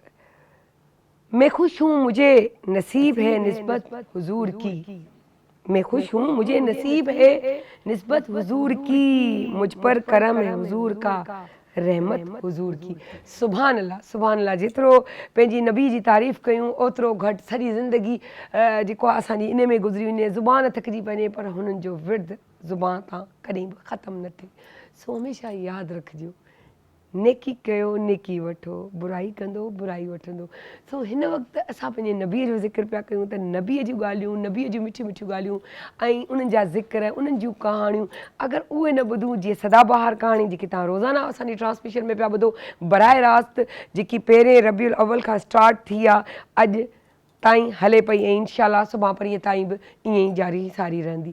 सो असांजे हिन सेगमेंट में मौजूदु आहे इरम ज़िया, जंहिंखे चवंदासीं त उहा असांखे जेको आहे इन कहाणीअ जो अॻियां स्टार्ट करे. सो अस्सलाम वालेकुम इरम, कीअं आहियो तव्हां? الحمدللہ الحمدللہ شکر ہے اللہ کا. اور بے شک، آج ماشاءاللہ 9 ربیع الاول ہو گئی اور کل کی بات لگتی ہے کہ ہم نے اپنی یہ ٹرانسمیشن شروع کی تھی اور اللہ کا لاکھ لاکھ شکر ہے کہ بڑے خیر سے ٹرانسمیشن چلی ہے. اور السلام علیکم ناظرین، جیسا کہ آپ جانتے ہیں کہ ہم پہلی ربیع الاول سے سدا بہار پھول کی کہانی لے کے چل رہے ہیں. یہ پھول ایسا ہے جو تا قیامت تک کھلا رہے گا اور اپنی خوشبو سے اس تمام دنیا کو معطر کرتا رہے گا. جی میں ہے مدح پیغمبر لکھوں، جی میں ہے مدح پیغمبر لکھوں، عقل حیران ہے کیوں کر لکھوں، سارے عالم کو جزیرہ ٹھہراؤں، سارے عالم کو جزیرہ ٹھہراؤں، ایک انسان کو سمندر لکھوں. نبی کریم صلی اللہ علیہ وسلم کی ذات اقدس ازل سے ابد تک ہر مسلمان کے لیے، تمام امت کے لیے رحمت ہی رحمت ہے، چاہت ہی چاہت ہے. کل ہم نے ذکر کیا تھا کہ جب غموں سے سرکار علیہ السلام کا دل چور چور ہو گیا کہ پہلے شریک حیات حضرت خدیجہ الکبریٰ رضی اللہ تعالی عنہا اس دنیا سے رخصت ہوئی، 1 مہینے کے بعد شفیق چچا حضرت ابو طالب اس دنیا سے رخصت ہوئے، اور پھر سرکار علیہ السلام طائف کے سفر پہ گئے اور طائف والوں نے محبوب خدا صلی اللہ علیہ وسلم کے ساتھ جو انسانیت سوچ سلوک کیا کہ پہاڑوں کا نگران فرشتہ نیچے آ گیا جبرائیل امین کے ساتھ اور کہا کہ یا رسول اللہ آپ کہیں تو دونوں پہاڑوں کو ملا دوں. طائف ایک ایسی بستی ہے جس کے دونوں جانب پہاڑ ہیں، ان کا نام و نشان نہیں رہے گا. آپ نے فرمایا نہیں، کیونکہ رحمت للعالمین ہے، کیا پتا ان کی نسل سے کوئی ایسا نکلے کہ جو بڑا بہترین مسلمان، اور وقت نے ثابت کیا ناظرین کہ پھر طائف سے ایسے اصحاب نکلے جو جانثار محمد صلی اللہ علیہ وسلم بن گئے. لیکن دل تھا کہ زخموں سے بڑا چور تھا، بڑا بے چین تھا، ایک تکلیف تھی. اس تکلیف کو محسوس باری تعالیٰ نے کیا، اس تکلیف کو محسوس اللہ رب العزت کر رہے ہیں. اب جانتے ہیں نا کہ اتنے غموں کا بوجھ میرے محبوب کے اوپر آ گیا ہے، اب سکون دینا ہے، اب آرام دینا ہے، اب دل کو تسلی دینی ہے، تشفی دینی ہے، اطمینان دینا ہے. تو کیا کیا ناظرین؟ ہم جب کسی کو چاہتے ہیں تو ہم اس کے پاس چلے جاتے ہیں. جب ہم دیکھتے کہ یہ پریشان ہے، یہ فکر میں ہے، تو ہم فوراً اس کے پاس جاتے ہیں. اللہ رب العزت نے کیا کیا؟ محبوب کو ہی بلا لیا کہ محبوب آپ آئیے. بلاوا عرش سے آیا، سرکار علیہ السلام کے لیے آیا، جبرائیل امین سواری لے کر آئے، اور کیا شان سے سفر معراج شروع ہوا کہ سرکار علیہ السلام جب رات کی گھڑی میں سو رہے تھے اور جبرائیل امین تشریف لائے اور آپ کو اٹھا کے حتیم لے گئے. ناظرین جن کو نہیں پتا، ویسے زیادہ تر لوگوں کو پتا ہوگا، لیکن اگر نہیں پتا تو میں آپ کو بتا دوں کہ خانہ کعبہ کا جو باہر کی جو دیوار حتیم آپ کو نظر آتی ہے، that is basically the part of کعبہ. وہ خانہ کعبہ کے اندر کا ہی حصہ ہے، کیونکہ اس وقت قریش کے پاس اتنے پیسے نہیں تھے کہ وہ پورا کعبہ بلڈ کرتا، تو انہوں نے اتنا حصہ چھوڑ دیا تھا. لیکن یہ بھی میرے رب کی بڑی رحمت ہے، کیونکہ خانہ کعبہ کے اندر آج بھی چند لوگ جا سکتے ہیں. حتیم میں ہر خاص و عام جا سکتا ہے. تو جب بھی آپ حتیم نے نماز پڑھے، اللہ کا شکر ادا کرے کہ آپ خانہ کعبہ کے اندر ہی نماز پڑھ رہے ہیں. تو حتیم میں لے گئے اور 2 بڑے بڑے تھال تھے، ایک میں زمزم تھا اور ایک میں نور ہی نور تھا. حضرت جبرائیل امین نے سرکار علیہ السلام کا سینہ مبارک چاک کیا. سرکار علیہ السلام دیکھ رہے ہیں، دل مبارک نکالا، دل مبارک کو چاک کیا، زمزم سے دھویا، زمزم سے دھو کے اس کو نور میں ڈبویا اور تمام نور اس دل کے اندر ڈال کے اس کو بند کر کے سینہ اقدس میں واپس رکھ دیا. ہاتھ پھیرا، سینہ جڑ گیا، اور پھر حتیم کے باہر سواری تیار ہے براق کی.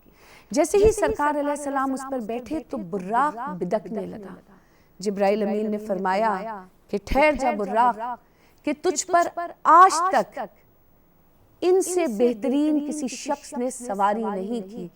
یہ آخری نبی حضرت محمد مصطفیٰ صلی اللہ علیہ وسلم ہے. اور براق تھم گیا، نہ صرف یہ کہ تھما بلکہ پسینہ پسینہ ہو گیا. براق کہتے ہیں بہت تیز رفتار کو، اور اس کی رفتار سرکار علیہ السلام یوں بیان کرتے ہیں کہ جہاں تک میری نظر جاتی براق کا قدم وہاں جاتا۔ سفر شروع ہو گیا، ایک جگہ رکے، حضرت جبرائیل امین نے کہا اتریے، 2 رکعت نماز نفل پڑھیے۔ پوچھا یہ کون سی جگہ ہے؟ بتایا یثرب مدینہ ہے جہاں آپ ہجرت کر کے آئیں گے اور پھر یہی رہیں گے۔ پھر آگے گئے، 2 رکعت نماز نفل پڑھوائی۔ یہ کون سی جگہ ہے؟ یہ آپ کے جد امجد حضرت ابراہیم علیہ السلام کی جگہ ہے۔ پھر جب بیت المقدس کے نزدیک ہوئے تو ایک جگہ سے شدید خوشبو آئی۔ بولے خوشبو کس چیز کی ہے؟ کہا فرعون کی کنیز کی ہے کہ جو ملکہ کے کہنے پر ایمان لائی تھی، اور فرعون نے اس کو اس کی بچیوں کے ساتھ زندہ جلا دیا تھا، اور یہاں اس کی ہڈیاں دفن ہیں، تو ان سے یہ خوشبو آتی ہے۔ اور پھر سرکار علیہ السلام بیت المقدس تشریف لے گئے۔ تمام کم و بیش 1,24,000 پیغمبر وہاں موجود تھے۔ سرکار علیہ السلام نے ان کی امامت کی، ان کو نماز پڑھائی، سیل آف پروفٹ مکمل ہوا، مہر نبوت ہر نبی کو لگائی گئی، اور یوں سرکار علیہ السلام کا معراج کا سفر شروع ہوا۔ براق کی سواری وہاں ختم ہوئی، اور پھر نورانی سیڑھیاں نظر آ گئیں، اور پھر ہر آسمان کے اوپر نورانی سیڑھیوں کے ساتھ چلتے گئے، اور مختلف انبیاء سے ملاقات ہوتی رہی۔ لیکن وقت کی کمی کی وجہ سے ایک نبی کا ذکر کروں گی کہ جو سرکار علیہ السلام کے جد امجد ہے، حضرت ابراہیم علیہ السلام۔ انہوں نے کہا کہ اے محمد صلی اللہ علیہ وسلم آپ کو سلام ہو، اور آپ کو میں یہ بتاؤں کہ جنت کی مٹی بڑی زرخیز ہے، اپنی امت کو بتائیے گا کہ یہاں کی فصل بہت جلدی اگتی ہے، تو یہاں بیج ڈالیں، اور جو کلمات بتائے سبحان اللہ، الحمدللہ، لا الہ، اللہ اکبر، تو اگر آپ تیسرا کلمہ پڑھتے ہیں سبحان اللہ والحمدللہ ولا الہ الا اللہ واللہ اکبر، تو آپ جنت کی مٹی میں بیج ڈالتے ہیں، اور جب انشاءاللہ وہاں جائیں گے تو وہ زرخیز فصل تیار کھڑی ہوگی۔ اور پھر حضرت ابراہیم علیہ السلام نے نبی کریم صلی اللہ علیہ وسلم سے فرمایا کہ اپنی امت کو میرا سلام پہنچائیے گا۔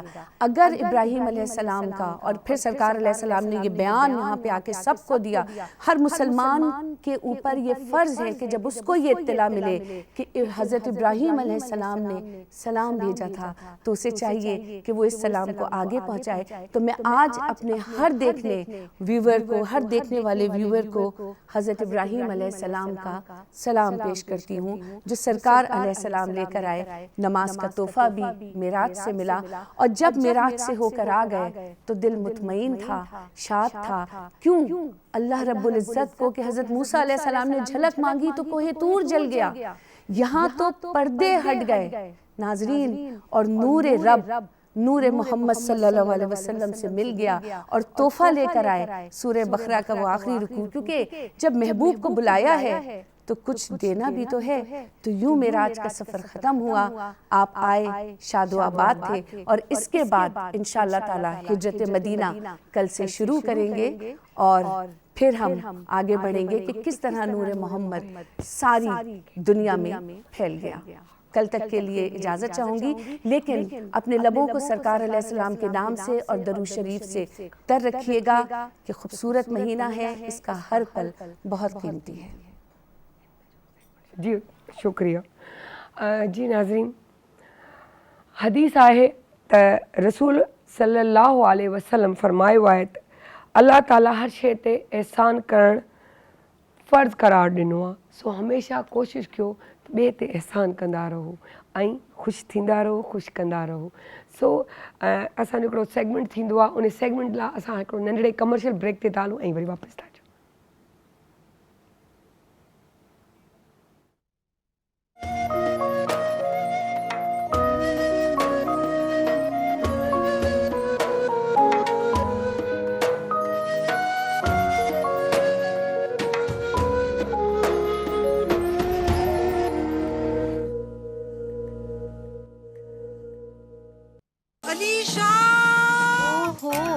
वो तो मैं भूल गई। अलीशा, वो तो मैं भूल गई। अलीशा, मम्मा पापा 5 मिनट में आ रहे हैं, तुम ने पास्ता रेडी किया? ओ यार वो तो मैं अभी लाती हूँ। पास्ता बनाना हुआ अब और भी आसान विद इंस्टामैक। पहले बॉईल करें, ब्लेंड करें, फिर अच्छे से मिक्स करें और हो गया आपका मनपसंद पास्ता तैयार। सरप्राइज। अलीशा शुक्र है तुम्हें ये तो याद रहा। एक्चुअली मैं ये भी भूल गई थी, but Instamax saved my day. Cooking का क्विक हैक इंस्टामैक।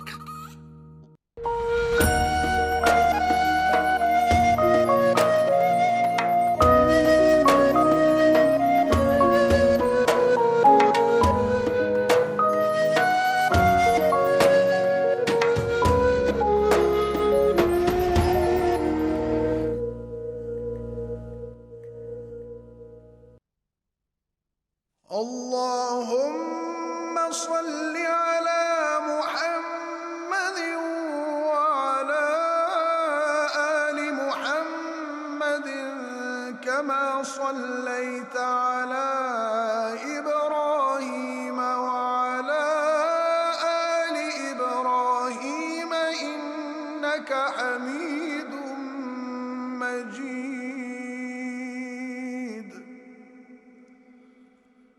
اللهم بارك على محمد وعلى آل محمد كما باركت على إبراهيم وعلى آل إبراهيم إنك حميد مجيد.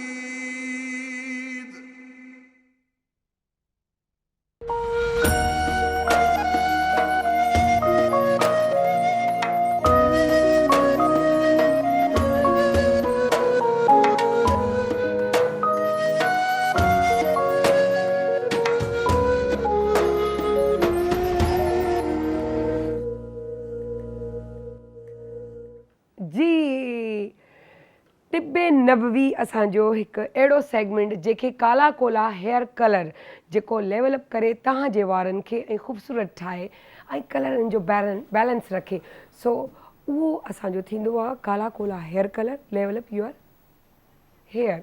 सो हम वेलकम करते हैं आपा को। अस्सलाम वालेकुम आपा, कैसी हैं आप? वालेकुम अस्सलाम, अल्हम्दुलिल्लाह बिल्कुल तिब्बे ठीक हूँ। नबवी में आज आप हमें क्या हमारे नबी जो है हुजूर अकरम सल्लल्लाहु अलैहि वसल्लम को जो क्या चीज़ पसंद थी कि बताइए। जी बिल्कुल, जैसा कि रोज़ाना हम अपने नबी सल्लल्लाहु अलैहि वसल्लम की मरगूब ग़िज़ा के मुतालिक डिस्कस करते हैं और बताते हैं आपको जो कुछ हमारी कमज़ोर नॉलेज है उसके मुताबिक। तिब्बे नबी के मुताबिक आज हम बताएंगे सत्तू का इस्तेमाल। मेरे नबी सल्लल्लाहु अलैहि वसल्लम को बेहद मरगूब था ये सत्तू। ये ग़िज़ाइयत के लिहाज से भी बहुत ज़्यादा ताकतवर है। जौ आपको हमने इससे पहले भी डिस्कस किया था कि जौ बहुत ज़बरदस्त ताकतवर चीज़ है और मेरे नबी सल्लल्लाहु अलैहि वसल्लम ने इसको बेहद पसंद फरमाया है। और भुने हुए जौ का जो आटा है वो सत्तू कहलाता है।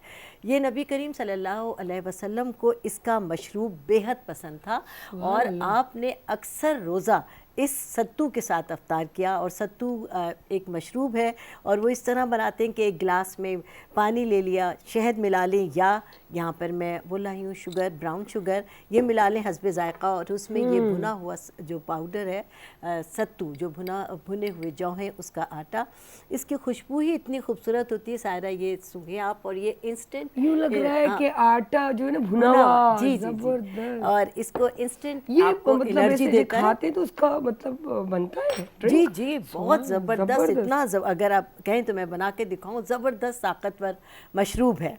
और तो जनाब तो एक ग़ज़वा-ए सवीक़ जो है वो सत्तू के नाम से मंसूब है। और वो इस तरह के नबी पाक सल्लल्लाहु अलैहि वसल्लम ने जब इस ग़ज़वे में शिरकत के लिए आपने अपने लश्कर के साथ पहुँचे तो दुश्मन यानी यहूदी अपना तमाम साजो सामान समेत भाग गए बग़ैर मुकाबले के। اور اس غزوے میں بہت سارا ستوؤں کے بھرے ہوئے تھیلے بھی ہمارے ہاتھ آئے. میں نبی صلی اللہ علیہ وسلم کا جو لشکر تھا ان کے ہاتھ آئے, اور اس سے پتہ تمام بہت سارے غزوات کے اندر ستو اور کھجوروں کا ہی استعمال کرایا گیا. تو اس سے نہ صرف یہ کہ لشکر بہت زیادہ طاقتور رہا, سفر کی صعوبتیں برداشت کرنے کی اس میں ہمت رہی, اور جسمانی طور پر بھی وہ بہت مضبوط ہو گئے. اور نبی پاک صلی اللہ علیہ وسلم نے جب حضرت صفیہ سے نکاح کیا تو اپنے ولیمے میں بھی آپ نے مہمانوں کی خاطر ستو اور کھجوروں سے کی. سبحان اللہ, چھا گال کے تو تھینک یو سو مچ آپا, آپ اتنے زبردست انداز سے ہماری نبی کی وہ چیزیں, وہ کھانے ہمیں باتیں سنتیں ہمیں بتاتی ہیں جس سے ہم واقعی بہت دور ہیں. اور اس جو پروگرام اس قسم کے ہوتے ہیں تو اسی حوالے سے کہا جاتا ہے نا کہ ہمیشہ صحبت کا استعمال آپ کا اچھا ہو, بیٹھنا وہاں اچھا ہو, تو اس سے بڑا فرق پڑتا ہے انسان کی لائف میں. اسی طرح ایسی چیزوں کا بھی پتہ چلتا ہے, تو ہماری بھی تو صحبت اچھی ہو جاتی ہے اس پروگرام کے حوالے سے. سو تھینک یو سو مچ. ऐं हाणे हलूं था दानी अबड़ो असां वटि आहे, सो असां चाहींदासीं त उन्हनि खे चऊं त नात जो नज़रानो पेश कनि ऐं असांखे मुस्तफ़ीद कनि. मुंहिंजो मुस्तफ़ा पाक पधरो लखन में, मुंहिंजो मुस्तफ़ा पाक पधरो लखन में, जीअं गुल गुलाबी या सोहणो गुलन में, जीअं गुल गुलाबी या सोहणो गुलन में, मुंहिंजो मुस्तफ़ा पाक पधरो लखन में, जीअं गुल गुलाबी या सोहणो गुलन में. हशर वेल हूंदा सवेरा ॾराणा, इतननि में मोहम्मद परे खां सुञाणा. हशर वेल हूंदा सवेरा ॾराणा, तिननि में मोहम्मद परे खां सुञाणा. हूंदुसि छोटकारे जो झंडो हथन में, हूंदुसि छोटकारे जो झंडो हथन में, जीअं गुल गुलाबी या सुहिणो गुलन में, जीअं गुल गुलाबी या सुहिणो गुलन में. मुंहिंजो मुस्तफ़ा पाक पधरो लखन में, मुंहिंजो मुस्तफ़ा पाक पधरो लखन में, जीअं गुल गुलाबी या सुहिणो गुलन में. कंदो हर को पंहिंजी रुगो जान पुख़्ती, मोहम्मद जे मन में या उम्मती या उम्मती. कंदो हर को पंहिंजी रुगी जान पुख़्ती, मोहम्मद जे मन में या उम्मती या उम्मती. अहिड़ियूं सव सचायूं ॾेखारे दुखन में, अहिड़ियूं सव सचायूं ॾेखारे दुखन में, जीअं गुल गुलाबी या सुहिणो गुलन में. मुंहिंजो मुस्तफ़ा पाक पधरो लखन में, मुंहिंजो मुस्तफ़ा पाक पधरो लखन में, जीअं गुल गुलाबी या सुहिणो गुलन में. मुंहिंजो मुस्तफ़ा पाक पधरो लखन में. सुभान अल्लाह, सुभान अल्लाह. जी नाज़रीन, अली ॿुधूं था अस्माए नबी जेको उन खां मुस्तफ़ीद था थियूं.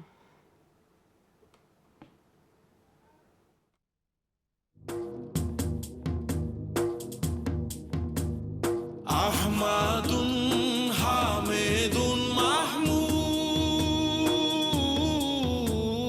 अहमदुन हामिदुन महमूद, फातिहुन हादिन नज़ीरुन हाशिमी, हाशिरुन दाइन मुहदिन तहावी, मुज्तबा ताहा मुज़म्मिल आखिरुन क़वी, कामिलुन सादिकुन अमीनुन आमिरुन उम्मी, अब्दहय्युन नासिरुन شاف النبي سيد ناه مدثر أولى ولي طيب طاهر ترازي حجازي يتيم كريم مبين مطيع قاسم ناقب شاهد رشيد رسول ماه منج بشير حريص عليكم رؤوف رحيم متين مصدق حسيب شهيد عبد الله كليم الله حبيب الله نجي الله صفي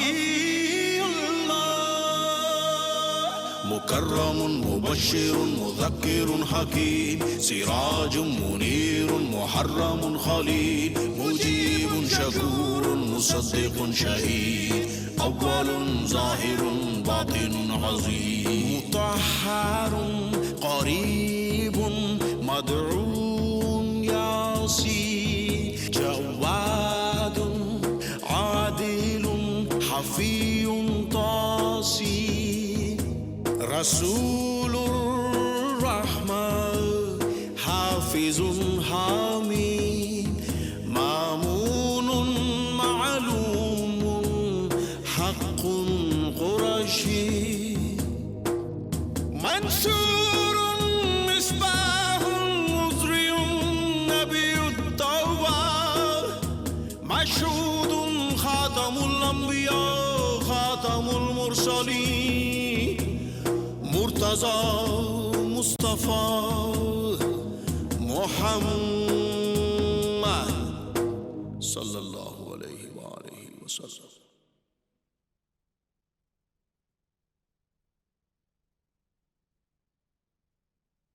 اللهم صل على محمد وعلى آل محمد كما صليت على إبراهيم وعلى آل إبراهيم إنك حميد مجيد.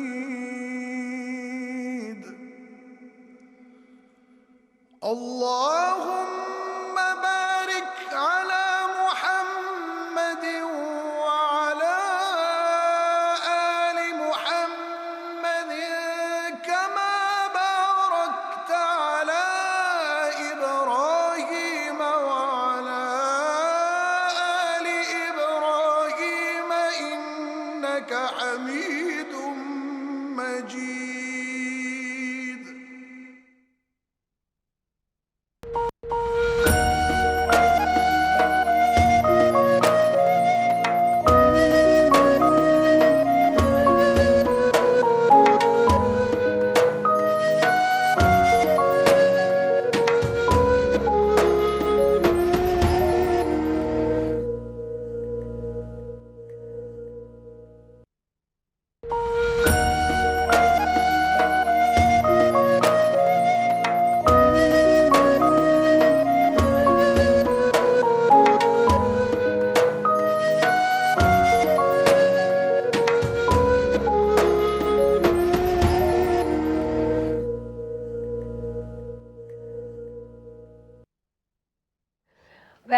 ویلکم بیک جی ناظرین، ایک حدیث شریفہ ہے صحیح بخاری جی. تو حضور اکرم صلی اللہ علیہ وسلم فرماयो त हिकु माण्हू खे मूं इन करे जन्नत में वेंदे ॾिठो या वण जे करे जन्नत में वेंदे ॾिठो त हुन रस्ते मां उहा वण या उहा का शइ उन खे पासे ते करे छॾियो त अचण वञण वारे खे का तकलीफ़ न पहुचे त हू आराम सां उतां पंहिंजो सफ़र तय करे सघनि ऐं अची वञी सघनि. सो ॾिसो त केॾी वॾी हिकिड़ी मतिलबु नेमत आहे अलाह जे तरफ़ां असां इंसाननि खे त असां नंढड़ी नंढड़ी नेकी करे बि उन जे बदिले में अलाह असांखे जन्नत तोहफ़े जे तौर ते ॾिनी आहे. सिर्फ़ु असांजी नेकियुनि चङाइनि ऐं 5 वक़्त जी नमाज़ ॿिए जे लाइ बुरो न सोचणु, सिर्फ़ु इहे नंढड़ियूं पॉइंट्स खे अगरि काउंट था कयूं त यकीन कयो बिलीव मी ॾाढो सुठो थियो पए। सो असांजो सेगमेंट हिकिड़ो थींदो आहे जेको हूंदो आहे की जंहिंजो सेमीफाइनल, यस सम्झी विया हूंदा तव्हां, जेको आहे सेमीफाइनल मां फाइनल जी तरफ़ असां गामज़न आहियूं। सुभाणे असांजो बिल्कुलु फाइनल आहे, सो ख़तमु थींदो। सो क्विज़ जो मुक़ाबिलो जेको आहे अॼु जेकी आहे टीम जेकी आहे सिलेक्ट थींदी, छो जो सेमीफाइनल ई हिनखे चईंदासीं, छो जो सेमीफाइनल जो प्रोसेस पियो हले जो सुभाणे फाइनल में पहुचंदा। सो इन मां सभु फाइनल तो अॼु ॾिसूं था टीम ए ऐं टीम बी मां केरु थो फाइनल थिए। सो असांजे जेको आहे स्टार्ट कंदासीं ऐं चवंदासीं जेको आहे रब्बानी भाईअ खे ऐं चवंदासीं अवेस रब्बानी। सो वेलकम था कयूं हिन पंहिंजे प्रोग्राम में, छो जो हीअ जेको सेगमेंट आहे मूंसां गॾु होस्ट कंदा आहिनि अवेस रब्बानी। सो अस्सलाम वालेकुम। वालेकुम अस्सलाम वरहमतुल्लाह। कीअं आहियो दी? अल्हम्दुलिल्लाह अल्हम्दुलिल्लाह माशाल्लाह ज़बरदस्त। अॼु रबीउल अव्वल जी मुबारकूं वरी तव्हांखे सब लोग जो देख रहे हैं प्रोग्राम सलामती, उन आँखों पे जो हिदायत पे नज़रें जमाए बैठी हैं, उन कानों पे जो ज़िक्र खैर के मुंतज़र रहते हैं और उन कदमों पे जो हिदायत की राह पे गामज़न हैं, सबको सलाम है। और तारीफ़ हमेशा उस ज़ात की है जो वहदुल्ला शरीक है, वही माबूद है और उसका कोई सानी और हमसर नहीं। दुरूद ला महदूद महबूब रब्बुल वदूद राहतुल आशिकीन मुरादुल मुश्ताकीन हज़रत मोहम्मद मुस्तफ़ा, आपकी आले पाक, आपके जानिसार अंसार और असहाब पर। ये खूबसूरत सा प्रोग्राम अदी सारा का है। मैं इसमें बहैसियत मेहमान बैठता हूँ, मगर इनकी मोहब्बत है कि ये मेज़बान में यानी मेज़बानी में कुछ शर्फ दे देती हैं। मगर हम दोनों मिलके जो एज़ाज़ हासिल करते हैं वो ये है कि जो यंगस्टर्स हैं, ख़ास तौर से इस्लामिक स्टडीज़ से कंसर्न यानी मुताला रखने वाले, वो लोग आते हैं, उनके साथ सवाल जवाब होता है, कुछ हम सीखते हैं, कुछ वो हमसे शेयर करते हैं और कुछ हम आपके सामने प्रेजेंट करने में कामयाब हो जाते हैं। तो आज भी कुछ ऐसे ही है, सेमीफाइनल है और ये शायद लास्ट सेमीफाइनल है। अब हम फाइनल के करीब आ गए हैं। कल फाइनल हो जाएगा। यहाँ तक जो टीमें पहुँची हैं वो बहुत ही मेहनत के साथ पहुँची हैं। दो चार चीज़ें तो बहुत नुमायाँ हैं। हम सवालात में सीरत नबी सल्लल्लाहु अलैहि वसल्लम को ख़ासा रखते हैं। इसके अलावा कुरान, सूरा, आयात, तादाद और फिर तारीख़, ये तीन चीज़ें हमारे जहन में होती हैं। हुज़ूर करीम सल्लल्लाहु अलैहि वसल्लम को जहन और दिल में बसाने से ये होता है कि आपके जहन के वो पस पर्दा अवामिल, वो अनासर भी रोशन हो जाते हैं जिनको असल में तशनगी होती है मस्बत सोच की, मस्बत फ़िक्र की, मस्बत तख़य्युल की। और दिल को तो हमेशा ज़िंदगी आपसे मिलती है, आपका वजूद आपकी तासीर रखता है। मैं हज़रत आला हज़रत का वो कलाम जो आज सुबह से गुनगुना रहा हूँ, मैं चाहता हूँ कि उसके आशार पढ़ दूँ ताकि बंदगी का असल मफ़हूम समझ में आ जाए। हज़रत अहमद रज़ा ख़ान बरेलवी अलमारूफ़ आला हज़रत रहमतुल्लाह अलैह ने फरमाया कि मौला अली ने वारी तेरी नींद पर नमाज, वो भी असर की जो सबसे आला ख़तर की है। साबित हुआ कि जुमला फ़राइज़ फ़रोग़ है, असल बंदगी तो उस ताजवर की है। यानी अपनी ख़ास इबादात को भी आपके हुक्म के और आपकी मर्ज़ी के ताबे बनाया। यही एक ऐसी चीज़ है जो हमें इश्क़ रसूल सल्लल्लाहु अलैहि वसल्लम सिखाती है। ये वाक़या है उस रद्द-ओ-शम्स की जानिब कि जब अल्लाह के रसूल सल्लल्लाहु अलैहि वसल्लम की मोहब्बत में हज़रत अली करमुल्लाह वजहो मसरूफ़ रहे और ऐसे वक्त में वही का नुज़ूल भी होता रहा। मगर मालूम ये हुआ कि नमाज से मोहब्बत और उल्फत सूरज को पलटा सकती है, मोमिन के इरादों को नहीं। ये खूबसूरत बात थी। आज हम सवाल जवाब का आगाज़ करते हैं। हमारे पास दो टीमें खड़ी हुई हैं। सबसे पहले टीम ए अपना तारुफ़ करवाएगी और फिर हम टीम बी की जानिब जाएंगे। अस्सलाम वालेकुम। वालेकुम सलाम। मोहम्मद नासिर। अब्दुर्रहमान जामिअत रशीद से हम लोग खुश आमदीद कहते हैं हम आप दोनों को। टीम बी अपना तारुफ़ करवाएंगे। मोहम्मद आकिब अंसारी। राबिया अब्दुल गफूर और हमारा ताल्लुक़ जामिया कराची से है। माशाल्लाह, बहुत खूब। दोनों टीमों को कई मरतबा हम देख चुके हैं, इससे पहले भी मुकाबला जात में देख चुके हैं। हम आपको फिर से खुश आमदीद कहते हैं, बेस्ट ऑफ लक कहते हैं। मैं और अदी सारा दोनों मिलकर सवालात आपसे पूछेंगे। कुछ जगहों पे अदी सारा आपकी आंखों में आंखें डाल के देख रही होंगी कि पहले हाथ कौन उठाता है। अलबत्ता पहले राउंड में हम आपकी तरफ आ रहे हैं कुछ सवालात लेके। टीम ए, सबसे पहले आपसे सवाल हैं। मैं समझता हूँ कि आज आसान सवालात हैं और मुझे यकीन है कि आप आसानी से इसका जवाब दे पाएंगे। सो सबसे पहला सवाल टीम ए से है। कुरान मजीद की किस सूरा को उरूसुल कुरान कहा जाता है? सूरह रहमान। सूरह रहमान बिल्कुल सही जवाब। ऐसा ही है, ये कुरान की दुल्हन है। उरूस से मुराद दुल्हन, जैसे आपने देखा कि कराची को उरूसुल बलाद कहा जाता है, तो ये कुरान की वो सूरा है जिसको कुरान की दुल्हन कहा जाता है। दूसरा सवाल, कुरान मजीद की उस सूरा का नाम बताइए जिसमें अल्लाह ताला ने कुरान की हिफाजत का जिम्मा उठाया। सूरतुल हिज्र। भाई खूबसूरत, माशाअल्लाह, बहुत अच्छे। अगर आयत की तिलावत भी करते हैं तो सोने पे सुहागा। انا نحن نزلنا الذکر وانا له لحافظون. حافظون. بہت اچھے بھائی، شاباش. تیسرا سوال، قرآن کریم کی وہ کون سی سورہ ہے جس کو ہر رات پڑھنے سے کبھی فاقہ نہیں ہوتا؟ سورۃ الواقعہ. بہت اچھے، شاباش. تیسرا سوال صحیح جواب. چوتھا سوال، قرآن مجید میں کل کتنے سجدے ہیں؟ 14. پکی بات ہے. جی اگر اس میں اختلاف پہ جائیں تو پھر، لیکن جو سب سے زیادہ وہ قول ہے تو وہ اس میں 14 ہے، راجح قول، اس میں 14 سجدے. پکی بات ہے. جی غور کر لیں ایک اور مرتبہ. غور کریں. غلط جواب نہیں ہوا، صحیح ہے جواب. 4 سوال اور چاروں کے بالکل صحیح جواب. تھوڑا سا دل کے ساتھ بھی تو کھیلیں نا، دل کا معاملہ ہے نا یہ. آج آپ کیوں اتنی خاموش ہیں؟ کیونکہ میرے پاس ان کے جواب نہیں تھے، میں سمجھ رہی کیا ہوا. اچھا یہ ان کی خاصیت ہے، یہ ان کا بڑا پن ہے جس کا اعتراف کرنا چاہیے کہ اسلامی کانٹینٹ جو چیز سیکھنے والی ہوتی ہے ادب سے سیکھتی ہیں، سنتی ہیں. یہ بہت بڑے لوگوں میں نے کہا کہ بات بھلے میں سنتی رہوں تاکہ مجھے سمجھ آئے. بہت اچھی بات ہے. ہمیں سے بہت لوگ چھوٹا سا کچھ جان کے بہت بڑا بن جاتے ہیں. جی 5واں سوال، قرآن مجید کی کس سورہ میں مکھیوں کا ذکر ہے؟ سورۃ النحل.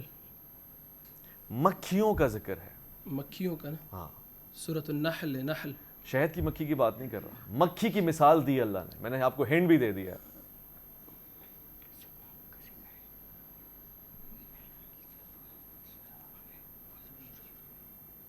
3 سیکنڈ اور ہیں آپ کے پاس. نہیں وہ مچھر ہے.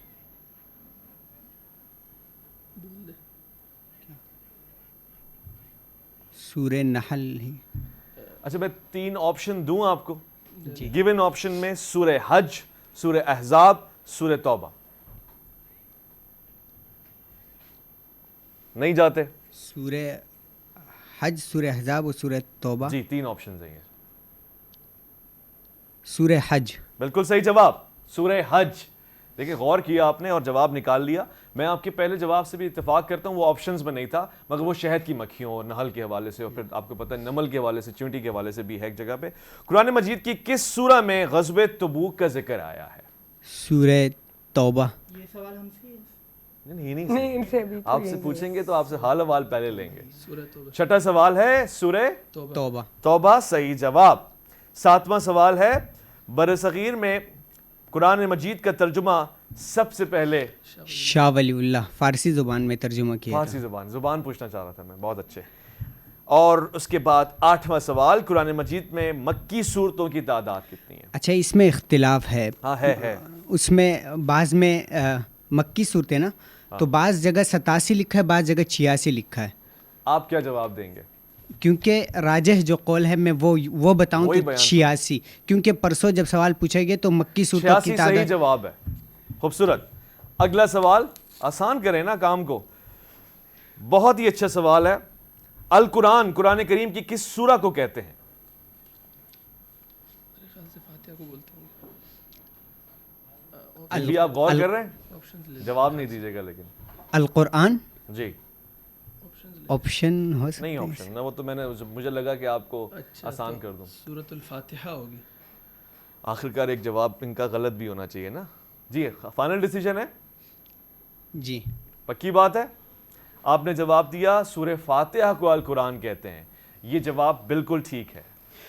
سورہ فاتحہ کیونکہ مختصر آپ کو پتہ ہے وہ پورا قرآن معلوم ہوتا ہے اور پھر اس کو بھی اگر نچوڑے قرآن کے جو 4 موضوعات ہیں اس میں جی اس میں ہے، اور اس کو بھی اگر نچوڑے تو وہ بسم اللہ الرحمن الرحیم، اس کو بھی نچوڑے تو آپ ہی بتا سکتے. ہاں جی نہیں، میں آپ کو علماء اور عرفاء کی حکایتیں بتا رہا ہوں. فرمایا گیا با، اس کو بھی نچوڑے تو با کے نقطے میں سارا علم ہے. خیر یہ حکایت کی باتیں. ہم سوال جواب پہ آ جاتے ہیں. قرآن مجید کی کون سی سورہ حضرت ام المومنین حضرت عائشہ رضی اللہ تعالی عنہا؟ سورہ نور.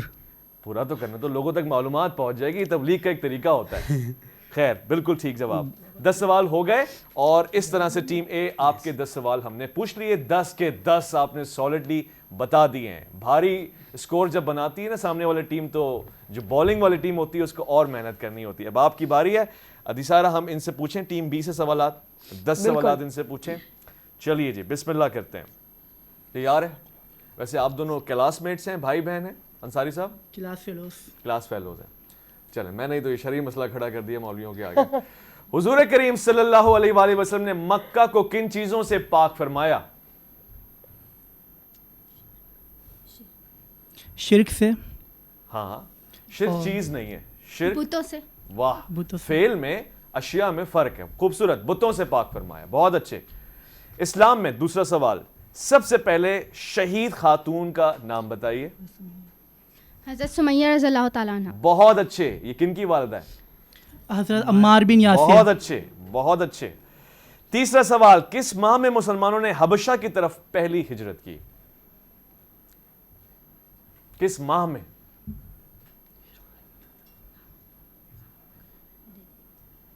شوال میں. شوال میں. یہ جواب غلط ہوا, ماہ رجب میں. رجب میں. آپشن مانگتے تو شاید میں تھوڑا سا سوچتا, مگر آپ نے تو جواب دیا نا. ایک غلط ہوا ہے جی. چوتھے پہ آ رہے ہیں. واہ, چاند کے 2 ٹکڑے ہوئے, اس واقعے کو کیا کہتے ہیں؟ شق القمر. بہت اچھے جی, خوبصورت, بہت اچھے. اچھا, طائف کے سفر کا حضور کریم صلی اللہ علیہ وآلہ وسلم نے کب انتخاب فرمایا؟ یعنی وہ سن کون سا تھا؟ نبوت کا کون سا سال تھا؟ 10واں سال. بہت اچھے جی, شاباش, آپ بہت اچھا جا رہے ہیں. کوشش کریں اور اس ایک غلط کو نہ ذہن میں رکھیں. حضور کریم صلی اللہ علیہ وآلہ وسلم کے 99 اسماء بیان ہوتے ہیں, اکثر قرآن مجید میں بھی لکھے ہوتے ہیں. ان میں سے کوئی 3 کا ذکر فرمائیں. عاقب, مدثر, مزمل. واہ واہ, بہت پیارے, شاباش. ایک اور سوال ہے, آپ اجازت دیں تو پوچھ لوں. معراج کی رات حضور کریم صلی اللہ علیہ وآلہ وسلم کس کے گھر میں مقیم؟ حضرت ام ہانی کے گھر. بہت اچھے جناب. مسجد اقصی میں حضور کریم صلی اللہ علیہ وآلہ وسلم کے خطاب کے بعد کس نے خطبہ دیا؟ واہ, مشکل سوال آیا ہے. ویسے جو جواب دے رہا ہے وہ بھی غلط دے رہا ہے, کہیں کسی کی بات پہ نہ چلا جائے گا. مسجد اقصی کی بات ہو رہی ہے, یہ معراج کا ذکر ہے. معراج میں سے حضور گئے ہیں. حضرت جبرائیل علیہ السلام نے. آپشن مل سکتا ہے؟ آپشن اس کا میں دوں گا, ایک ہنٹ بھی دوں گا. انبیاء میں سے ہیں, ابو الانبیاء آپ کا لقب ہے. حضرت ابراہیم علیہ السلام. میں نے آسان کیا آپ کے لیے نا, کیونکہ آپ آلریڈی پیچھے تھے, لیکن اب نہیں ہوگا. اوکے جی, 9واں سوال, حضور کریم صلی اللہ علیہ وآلہ وسلم نے مکہ کس ماہ میں چھوڑا؟ مکہ کو رخصت کب کیا؟ سفر کے مہینے میں. بالکل صحیح. اور یہ 10واں سوال ہے, مدینے میں کس چیز کے درخت بکثرت موجود ہیں؟ کھجور کے. کھجور کے درخت, بالکل صحیح. آپ نے صرف ایک غلطی کی ہے. دونوں ٹیموں میں کوئی 100 اور 90 کے ٹوٹلنگ ہے اور صرف 10 مارکس کا فرق ہے. میڈم عدی سائرہ, آج کون سی ٹیم جیتتی ہوئی نظر آ رہی ہے آپ کو؟ میں نے کاؤنٹنگ نہیں کی. نہیں, وہ تو میں نے کر دی ہے. پیشن گوئی فرمائیں, جیسے طوطے سے فال نکالتے ہیں نا, ایسے آپ سے ہم بتائیں گے کہ جی کون جیت رہا ہے آپ کے خیال سے. نہیں, میں اس طرح نہیں کر سکوں گی, کیونکہ میں اگر کاؤنٹنگ کرتی تو پھر مجھے سمجھ آتا. ابھی مجھے اندازہ ہی نہیں ہے, تو میں چاہ رہی ہوں کہ بس دیکھیں. آپ کی نیک تمنا کون سی ٹیم کے ساتھ ہے؟ میرے دونوں کے ساتھ. دونوں کے ساتھ, کیونکہ لازمی ہے, انہوں نے بھی محنت کی ہے اور وہ بھی محنت کر کے آئے ہیں. اور اگر ہم یہاں کہتے ہیں کہ میں وہ بچی ہے, میں اس کی طرف جا رہی ہوں, لیڈیز ہوں, ہاں ویسے ہم کر سکتے ہیں کہ ایک ٹیم آپ کی ایک ٹیم میری. لیکن اگر میں کہہ دوں میں اس طرف جا رہی ہوں تو وہ ڈس ہارٹ ہوں گے, اگر ان کی طرف جاؤں گی تو یہ ڈس ہارٹ ہوں گے. تو دونوں. واہ, انشاءاللہ اللہ بدل. واہ واہ واہ. چلیے جی, تو آپ کی اجازت سے ہم چلتے ہیں اگلے راؤنڈ کی طرف. اس میں میڈم عدی سائرہ نے, جو ہماری پیاری ہوسٹ ہیں, ان کی نگاہوں کا سارا فیصلہ ہے. جن کے ہاتھ پہلے اٹھتے ہوئے ان کو دکھ گئے, ہم اسی سے سوال پوچھیں گے. تو اسٹریٹجی یہ رکھیں, آسانی رہے گی کہ سوال پورا سنیں اور اس کے بعد ہاتھ اٹھا لیں. چلیے جی, میں سوال پوچھوں گا اور ہماری میزبان نوٹ کریں گی. سوال, عہد رسالت صلی اللہ علیہ وسلم میں مسجد نبوی کے علاوہ جو مساجد تھیں, ان میں سے کوئی 3 کے نام بتائیے. یہ تو دونوں مجھے جیسے برابر ہی لگے, لیکن بی تھوڑا پہلے فاسٹ تھا. مسجد قباء, مسجد بنو سلمہ, مسجد زرار. سبحان اللہ. ٹیم اے آپ بتا سکتے ہیں؟ عہد رسالت میں نا؟ جی جی, حضور کریم کے دور میں مسجد نبوی کے علاوہ جو پہلی مساجد تعمیر ہوئی. مسجد حرم, یہ تیسری مسجد تھی, وہ مسجد حرم. مسجد حرم جی, مسجد الحرام. حرام, جس حرام مدنی زندگی کی میں نے 2 کا تو صحیح بتایا تھا کہ مسجد قباء مسجد نبوی سے پہلے تھی, مسجد بنو سلمہ بھی اس سے پہلے تھی. میں بتا دیتا ہوں, مسجد قباء. پہلے ان کو واپسی موقع دیتے ہیں کیونکہ آپ نے اپنے موقع یوٹیلائز نہیں کیا. اب آپ کو میں نے بتایا مسجد قباء. اوکے ٹھیک ہے, ایک تو مسجد قباء ہو گئی. زرار نہ ڈالو نا, زرار. مسجد نبوی ایک مسجد قباء تھی, مسجد حرام تھی, اور ایک مسجد حرام بھی آ گئی مدینہ. مسجد بنو سالم بن عوف آپ صلی اللہ علیہ وسلم نے جمعے کی نماز ادا فرمائی تھی ادھر. میں نے دونوں کے اس میں سے مارکس کاٹ لینے ہیں, دونوں کو کوئی مارکس نہیں ملے گا. جواب سن لیں مجھ سے. ہمیں ہم نے تو جواب نہیں دیے. اچھا پھر سے کوشش کر لیں. مسجد قباء, مسجد بنو سلمہ اور مسجد ذوالقبلتین جو تھی. اب اس کا آدھا مارکس مل سکتا ہے. بنو سلمہ میں نے بھی بتایا تھا, مگر بنو سلمہ ہے ہی نہیں میرے پاس. میرے پاس 3 ہیں, سن لیں. ان میں سے کوئی ایک مل جاتی, مسجد قباء, مسجد جمعہ, مسجد قبلتین. میں نے ایک بتایا تھا ان میں سے. بہت اچھا, انہوں نے بھی ایک بتایا تھا. دونوں برابر ہیں. ٹھیک ہے جی, اگلے سوال کی طرف. 5-5 دے دی. 5-5 دے دی ہم نے, غلط کسی کا بھی نہیں کیا. تو پھر یہ سوال ہٹا دینا چاہیے. غزوہ بدر میں کفار کا سردار کون تھا؟ دونوں ہی برابر ہوئے. اچھا وہ دیکھ رہے ہاتھ کس کا لمبا ہے, وہ یہ بھی دیکھ رہے ہیں. دونوں ساتھ ہوئے ہیں. اب آپ فیصلہ کیجئے کس سے پوچھوں میں. ہم یوں کرتے ہیں کہ سوال پہلے کرتے ہیں, دیکھیں جواب آگے پیچھے کروں. ہاں نیکسٹ سوال دونوں سے. اوکے نیکسٹ کوشچن ہے. ہاتھوں کی ایکسرسائز کر لیں, کوئی ٹینشن کی بات نہیں, جیتنا اور سیکھنا دونوں چلتا رہے گا. غزوہ بدر کا ذکر قرآن میں کن صورتوں میں ہے؟ اے. جواب کا ٹائم. سورہ آل عمران. وہ مکمل جواب دیں ورنہ اس پہ کٹ جائے گا. اب ایک سے زیادہ صورت. ہاں نام بتائیں.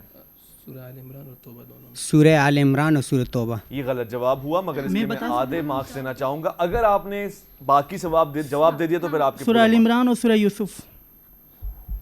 میں چکرا کے نہ گر جاؤں. ایک جگہ غزوہ بدر سورہ نہیں ہو گیا, وہ تو گئے. جو غلطی انہوں نے آدھے مارکس گنوانے تھے, آپ نے بھی اپنے فضول میں گنوا دیے. آپ نے کمائے تو نہیں, انہوں نے کمائے بھی تھے, تو 0.5 آپ کو ایڈ ہو گئے. جواب یہی ہے سورہ آل عمران اور سورہ انفال. یوسف اب اس کا کیا ٹھہرا ہے؟ اس میں -5 ٹیم بی کو ملے گا اور 0.5 ٹیم اے کو ملے گا. یعنی 0.5 میں مائنس بی کو کر دیں گے اور 0.5 میں پلس ٹیم اے کو. مطلب یہ ہوا کہ ہمارے 110 ہو گئے کیونکہ پچھلے میں 0.5. وہ ان کو کرنے دیں ٹوٹلنگ, میں صرف اس کا بتانے لگا ہوں. آپ تو پورا میتھمیٹکس ساتھ میں لے کے چل رہے ہیں جی. غزوہ احد میں مسلمانوں کی تعداد کتنی تھی؟ جی آپ نے ہاتھ اٹھایا, آپ کو بھی پارٹیسپیٹ کر رہے ہیں یا حواس باختہ ہو چکے ہیں؟ جی اگر آپ منافقین سے پہلے کی بات کریں, جب منافقین بھاگے تھے تو اس سے پہلے مطلب 1000 تھی, جب منافقین بھاگ گئے تب 700 رہ گئی.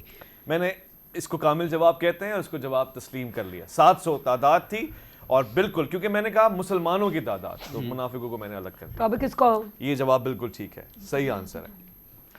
جی اگلے سوال, 3 غزوات کے نام بتائیں جن میں لڑائی ہوئی ہے. اسپیڈ نہیں تھی. غزوہ بدر, غزوہ کنفرم کرنے دینا, پہلے نہیں بولے کوئی بھی ہو, غزوہ بدر, غزوہ احد, غزوہ خیبر. کر لیں کہ کون سی ٹیم بولے گی. دیکھیں ٹیم اے تھی, لیکن آپ نے جواب اسٹارٹ میں دے دیا, تو پہلے کنفرم کر لیں. اے بھی کنفرم کر لیں کہ میں نے اے کا کہا یا نہیں کہا. آپ بیچ میں بول دیں گے تو پھر تو آپ کیا کریں. اب اے نے اٹھایا ہے. غزوہ بدر, غزوہ احد, غزوہ خیبر. خوبصورت, بہت اچھے, صحیح جواب. اگلا سوال, سبزیوں میں, ارے میں نے تو آگے کچھ پوچھا بھی نہیں. سبزیوں میں کدو پسند تھا. واہ واہ بہت اچھے, یہ غلط جواب ہے.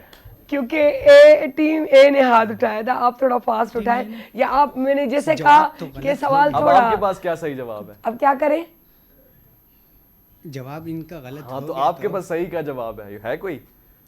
تو سبزیوں میں قرآن میں کس کا ذکر ہے؟ اگر یہ سوال ہے تو اس کا جواب دے سکتے ہیں. سبزیوں میں حضور کریم کو کیا پسند تھا؟ کدو. صحیح بتایا. کدو, لوکی کدو تھا. میں نے بھی یہی کہا ہے. میں ان کا جواب صحیح مان لیتا ہوں. لوکی کدو کہتے تو اور اچھا ہو جاتا. اچھا تو جواب تو پھر ہم نے دے دیا. تھوڑا سا شفقت کرنی چاہیے کیونکہ آلموسٹ وہی ہے.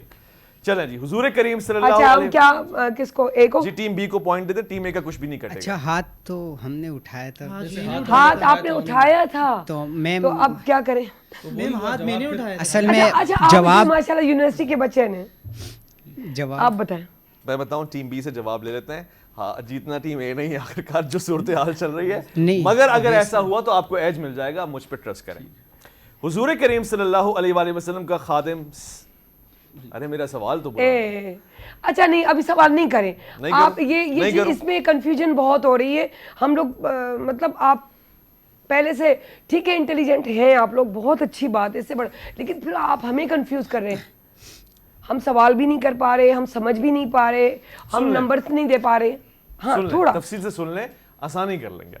اس میں یہ ہوگا وہ نصیب. دیکھیں کچھ چیزیں نصیب پہ بھی چھوڑی جاتی ہے. آپ کا کام محنت کرنا ہے اور نصیب بھی ہوتا ہے. جب تک آپ کا نصیب نہیں ہوگا آپ کتنے بھی انٹیلیجنٹ ہو کوئی فائدہ نہیں. اچھا جتنے میرے وہ سوالات ہیں اگر اس طرح ہو رہے تو انڈیویجولی جتنے سوال ایسا کر لیتا ہوں میں آسان کیے دیتا ہوں. 3 آپ سے پوچھوں گا 3 آپ سے پوچھوں گا. جس نے بھی کوئی ایک غلط جواب بتایا مشکل ہو جائے گی اس کے لیے. تو وہ اضافی مجھے لگتا ہے کاؤنٹنگ میں. جی 3 سوال ٹیم بی آپ سے پہلے پوچھ رہا ہوں تاکہ آسان ہو جائے. سوال ہے قرآن مجید کی کس سورہ میں آسمانوں کی سیر کا ذکر ہے؟ تمام صورتوں کے نام بتانے ہیں. سورہ آپ جتنے بتائیں گے ایک بھی کلک سورہ بنی اسرائیل اور سورہ نجم آسمانوں کی سیر کا ذکر ہے. سورہ بنی اسرائیل میں آسمانوں کی سیر کا کہاں ذکر ہے؟ معراج کا واقعہ. سبحان الذی اسریٰ بعبدہ. اسریٰ یعنی یہ آسمان نہیں ہے, یہ حرم, مسجد حرم سے لے کر مسجد اقصی ہے. میں ایکسپلین کر رہا ہوں. آسمانوں کی سیر سورہ نجم میں بھی اس کے سورہ نجم صحیح جواب ہوا. گڈ. دوسرا سوال قرآن مجید میں کس صحابی کا ذکر آیا ہے؟ حضرت زید بن حارثہ. ٹھیک ہے. تیسرا سوال قرآن مجید کی کس سورہ میں اللہ نے زمانے کی قسم کھائی؟ سورہ عصر. شاباش. 3 سوال آپ سے ہیں. قرآن مجید کی کس سورہ میں اللہ تعالیٰ نے, یہ تو ہو چکا, زبانے کی قسم کھائی ہے. کس سورہ میں اعلان یعنی تبلیغ کے اعلان کو سر عام کرنے کا حکم آیا ہے؟ اوائل میں. میں آسان کر رہا ہوں, ہنٹ سن لیں. اوائل میں سورۃ المائدہ. دیکھو اسے کہتے ہیں سپورٹ کرنا. تھوڑا سا میں آپ کو بھی کر رہا ہوں. جی اوائل میں, آغاز میں, جس میں یہ حکم آیا ہے کہ بیان کیجئے. یا سورۃ المدثر میں. شاباش. اب یہ مت کہنا صرف ان کو سپورٹ ملی ہے, آپ کو بھی ملی ہے.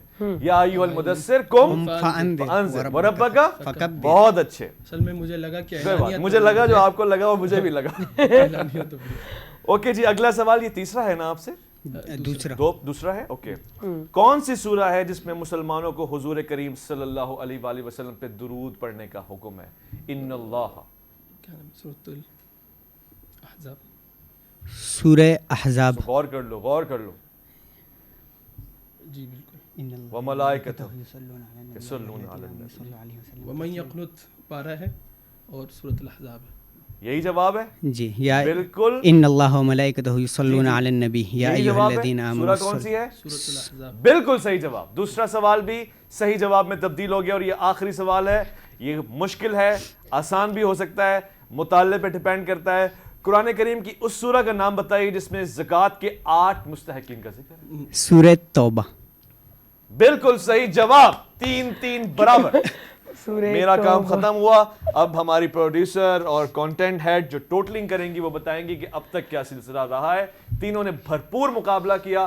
لگ رہا ہے کہ آج سیمی فائنل ہے. ماشاءاللہ. اگر یہ ہمیں کہیں گے ہم اضافی ایک سوال پوچھ سکتے ہیں, زیادہ نہیں, مگر یہ کہ رزلٹ اگر کمبائن ہو چکا ہے, کمپائل ہو چکا ہے تو. اچھا, ٹیم اے جو ہے 16 ہے ان کے مارکس اور ان کے 13 ٹیم بی. یعنی واضح طور پہ ونر آ چکے ہیں ہمارے پاس. اہلا وسہلا. شکریہ. اب ٹیم اے جو ہے وہ فائنل کی طرف گامزن ہے. صحیح ہے. تو دے رہا ہے. سو زبردست. اچھا مقابلہ ہوا. بہت مزہ آیا. بہت انجوائے کیا. شاباش دے, بھرپور انداز سے مقابلہ کیا. اس میں کوئی شک نہیں کیونکہ یہاں تک پہنچنا بھی آسان بات نہیں ہے. اور دوسری بات یہ کہ ہار جیت زندگی کا حصہ ہے. ہمیشہ کی طرح ایک ہی جملہ ہوتا ہے اور اب تک کیونکہ جملہ سوٹ بھی کرتا ہے کہ ہار کے جو جیتنا ہوتا ہے وہی اصل جیت ہوتی ہے. لیکن اس کے ساتھ میں یہ جملہ بھی کہتی ہوں کہ جو جیت رہے وہ یہ نہ سمجھے کہ وہ جیتے نہیں ہیں, اصل جیت وہی ہے. نہیں, کیونکہ آگے ان کا بھی مقابلہ ہے. ان کو بھی نہیں معلوم کہ ہم آئیں گے یا کوئی اور آئے گا. اور دوسری بات یہ کہ ہر چیز اور یہ مقابلے ہوتے رہتے ہیں. ہوتا ہے جب نصیب لکھا ہو آپ کے سامنے, اگر نصیب میں کھانا نہیں ہے اور رکھا ہوا کھانا بھی آپ نہیں کھا سکتے. دولت سامنے اور عمرے یا حج کا شوق ہے کہ کعبہ کی زیارت کروں اور نصیب میں نہیں ہے تو وہ دولت بھی بیکار ہے. تو یہ ساری جو پوائنٹس ہیں نا, آپ خود سوچیں, جب ہم توکل پہ ہر چیز چھوڑ دیتے ہیں کہ رب تیری رضا پہ ہم راضی ہیں, بس تو صابر اور شاکر رکھ, تو خدا کی قسم ہمیں کسی اور کے مشورے کی ضرورت نہیں پڑتی کیونکہ ہم نے مشورہ رب سے ڈائریکٹ کیا ہے. اور ہم وہ یوں کہیں کہ اسلام سے تعلق رکھنے والے مسلمان ہیں کہ ہم ڈائریکٹ اللہ سے جس جگہ جس ٹائم جائے نماز بٹھا کے اور آرام سے بیٹھ جاتے ہیں, یا اللہ تو دے. یہ ہم خوش نصیب ہیں. ہر کسی کے نصیب میں یہ چیز نہیں ہوتی, کوئی دوسرے مذہب میں یہ چیز نہیں ہے, لیکن ہمارے پاس ہے, تو ہم کتنے خوش نصیب ہیں. تو یاد رکھیے گا ہار میں بھی جیت ہوتی ہے اندر سے, ٹھیک ہے نا. تو میرے خیال سے آپ بلا لیتے ہیں, اور گفٹ جگہ شائنہ جو ہے ہماری گفٹ لے آئیں. اور میرا ستو بھی یہاں رکھا ہوا ہے, یہ جو آپا نے مجھے بنا کے دیا ہے, یہ میں بڑا ٹیسٹ کر رہی ہوں, اور مجھے بہت خوشی ہو رہی ہے ایسے پروگرامز کر کے کہ ہمیں بہت ساری جو انفارمیشن مل رہی ہے. اسلامک فیل جب آئے نا دل سے تو بات ماشاءاللہ, کیا بات ہے. آ جائیں پلیز, پہلے رنر اپ آ جائیں, ٹیم بھی تشریف لائیے, اور سرٹیفکیٹس بھی دے دیجیے گا ہمیں, لیجیے. آ جائیں بچے, آ جائیں, آ جائیں, ٹھیک ہے, آ جائیں جی, آ جائیں جی, یہیں آ جائیں, ٹھیک ہے. یہ پہلے بھائی کو دیجیے, اور آپ کے لیے اور بھی تحائف ہیں. شکریہ. اچھا جی, یہ ہمارا کالا کولا اور کرسپو, ہم بتائیں یہ کرسپو پاستا فیملی ڈیلائٹ. کرسپو رینج ہے پاستا, میکرونی, سوئیاں, جیلی اینڈ کسٹرڈ کی. خود بھی بناؤ اور کھاؤ, ساتھ میں میرے لیے بھی لاؤ. تو یہ میرا ایک سلوگن میں نے بنا لیا کہ میرے لیے ضرور لاؤ. کسی طریقے سے بھی پہنچانا یہ آپ کا کام ہے. ٹی وی کے گیٹ پہ دے دیجیے گا کہ یہ پی ٹی وی جو آپ کی ہوسٹ کہتی ہے کہ مجھے کھلاؤ, تو میرے لیے ایک پیالہ ہونا چاہیے جی. اور ہے Kala Kola hair colour, level up your hair. تو یہ ساری چیزیں ہم جو ہے, اور اس کے ساتھ ساتھ میرے خیال سے ہمارے جو ونر اپ جو ہیں وہ بھی آ جائے پلیز. Thank you. ٹھیک ادھی کھائے جے تا کھارا ہے جے, ہاں نہ لائے جے تے نبھائے جے, نہ تے نہ کچھ نہ کجے. سو اچو پلیز تاں, ہاں पोइ इहो पाणी था कयूं जेको आहे, हा त हीअ हिननि जे तरफ़ां, हा ठीकु आहे जी, हीअ ठीकु आहे, ठीकु आहे.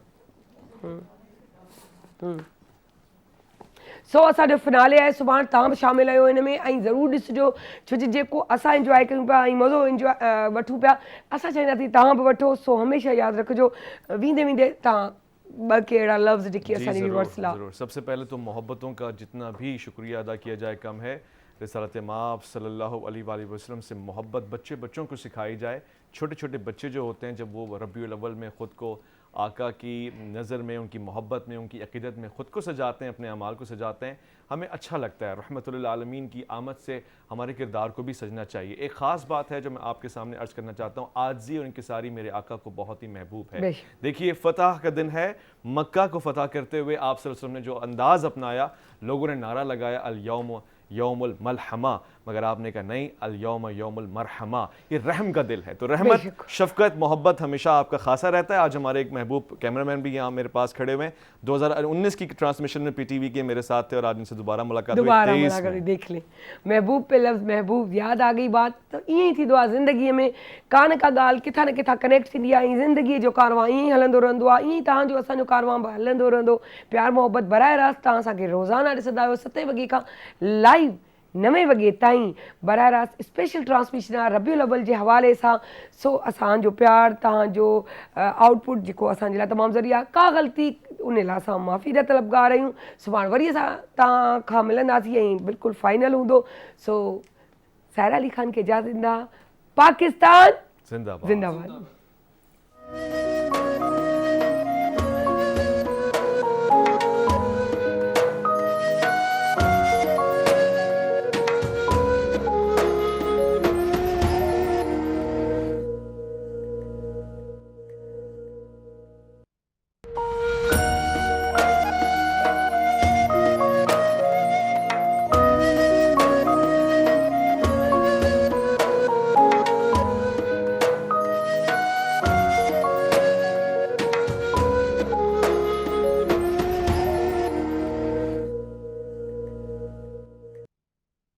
اللهم صل على محمد وعلى آل محمد كما صليت على إبراهيم وعلى آل إبراهيم إنك حميد مجيد.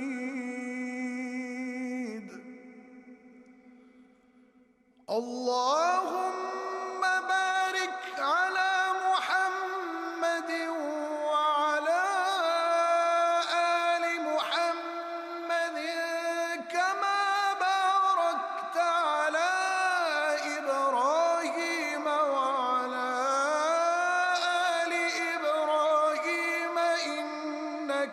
حميد مجيد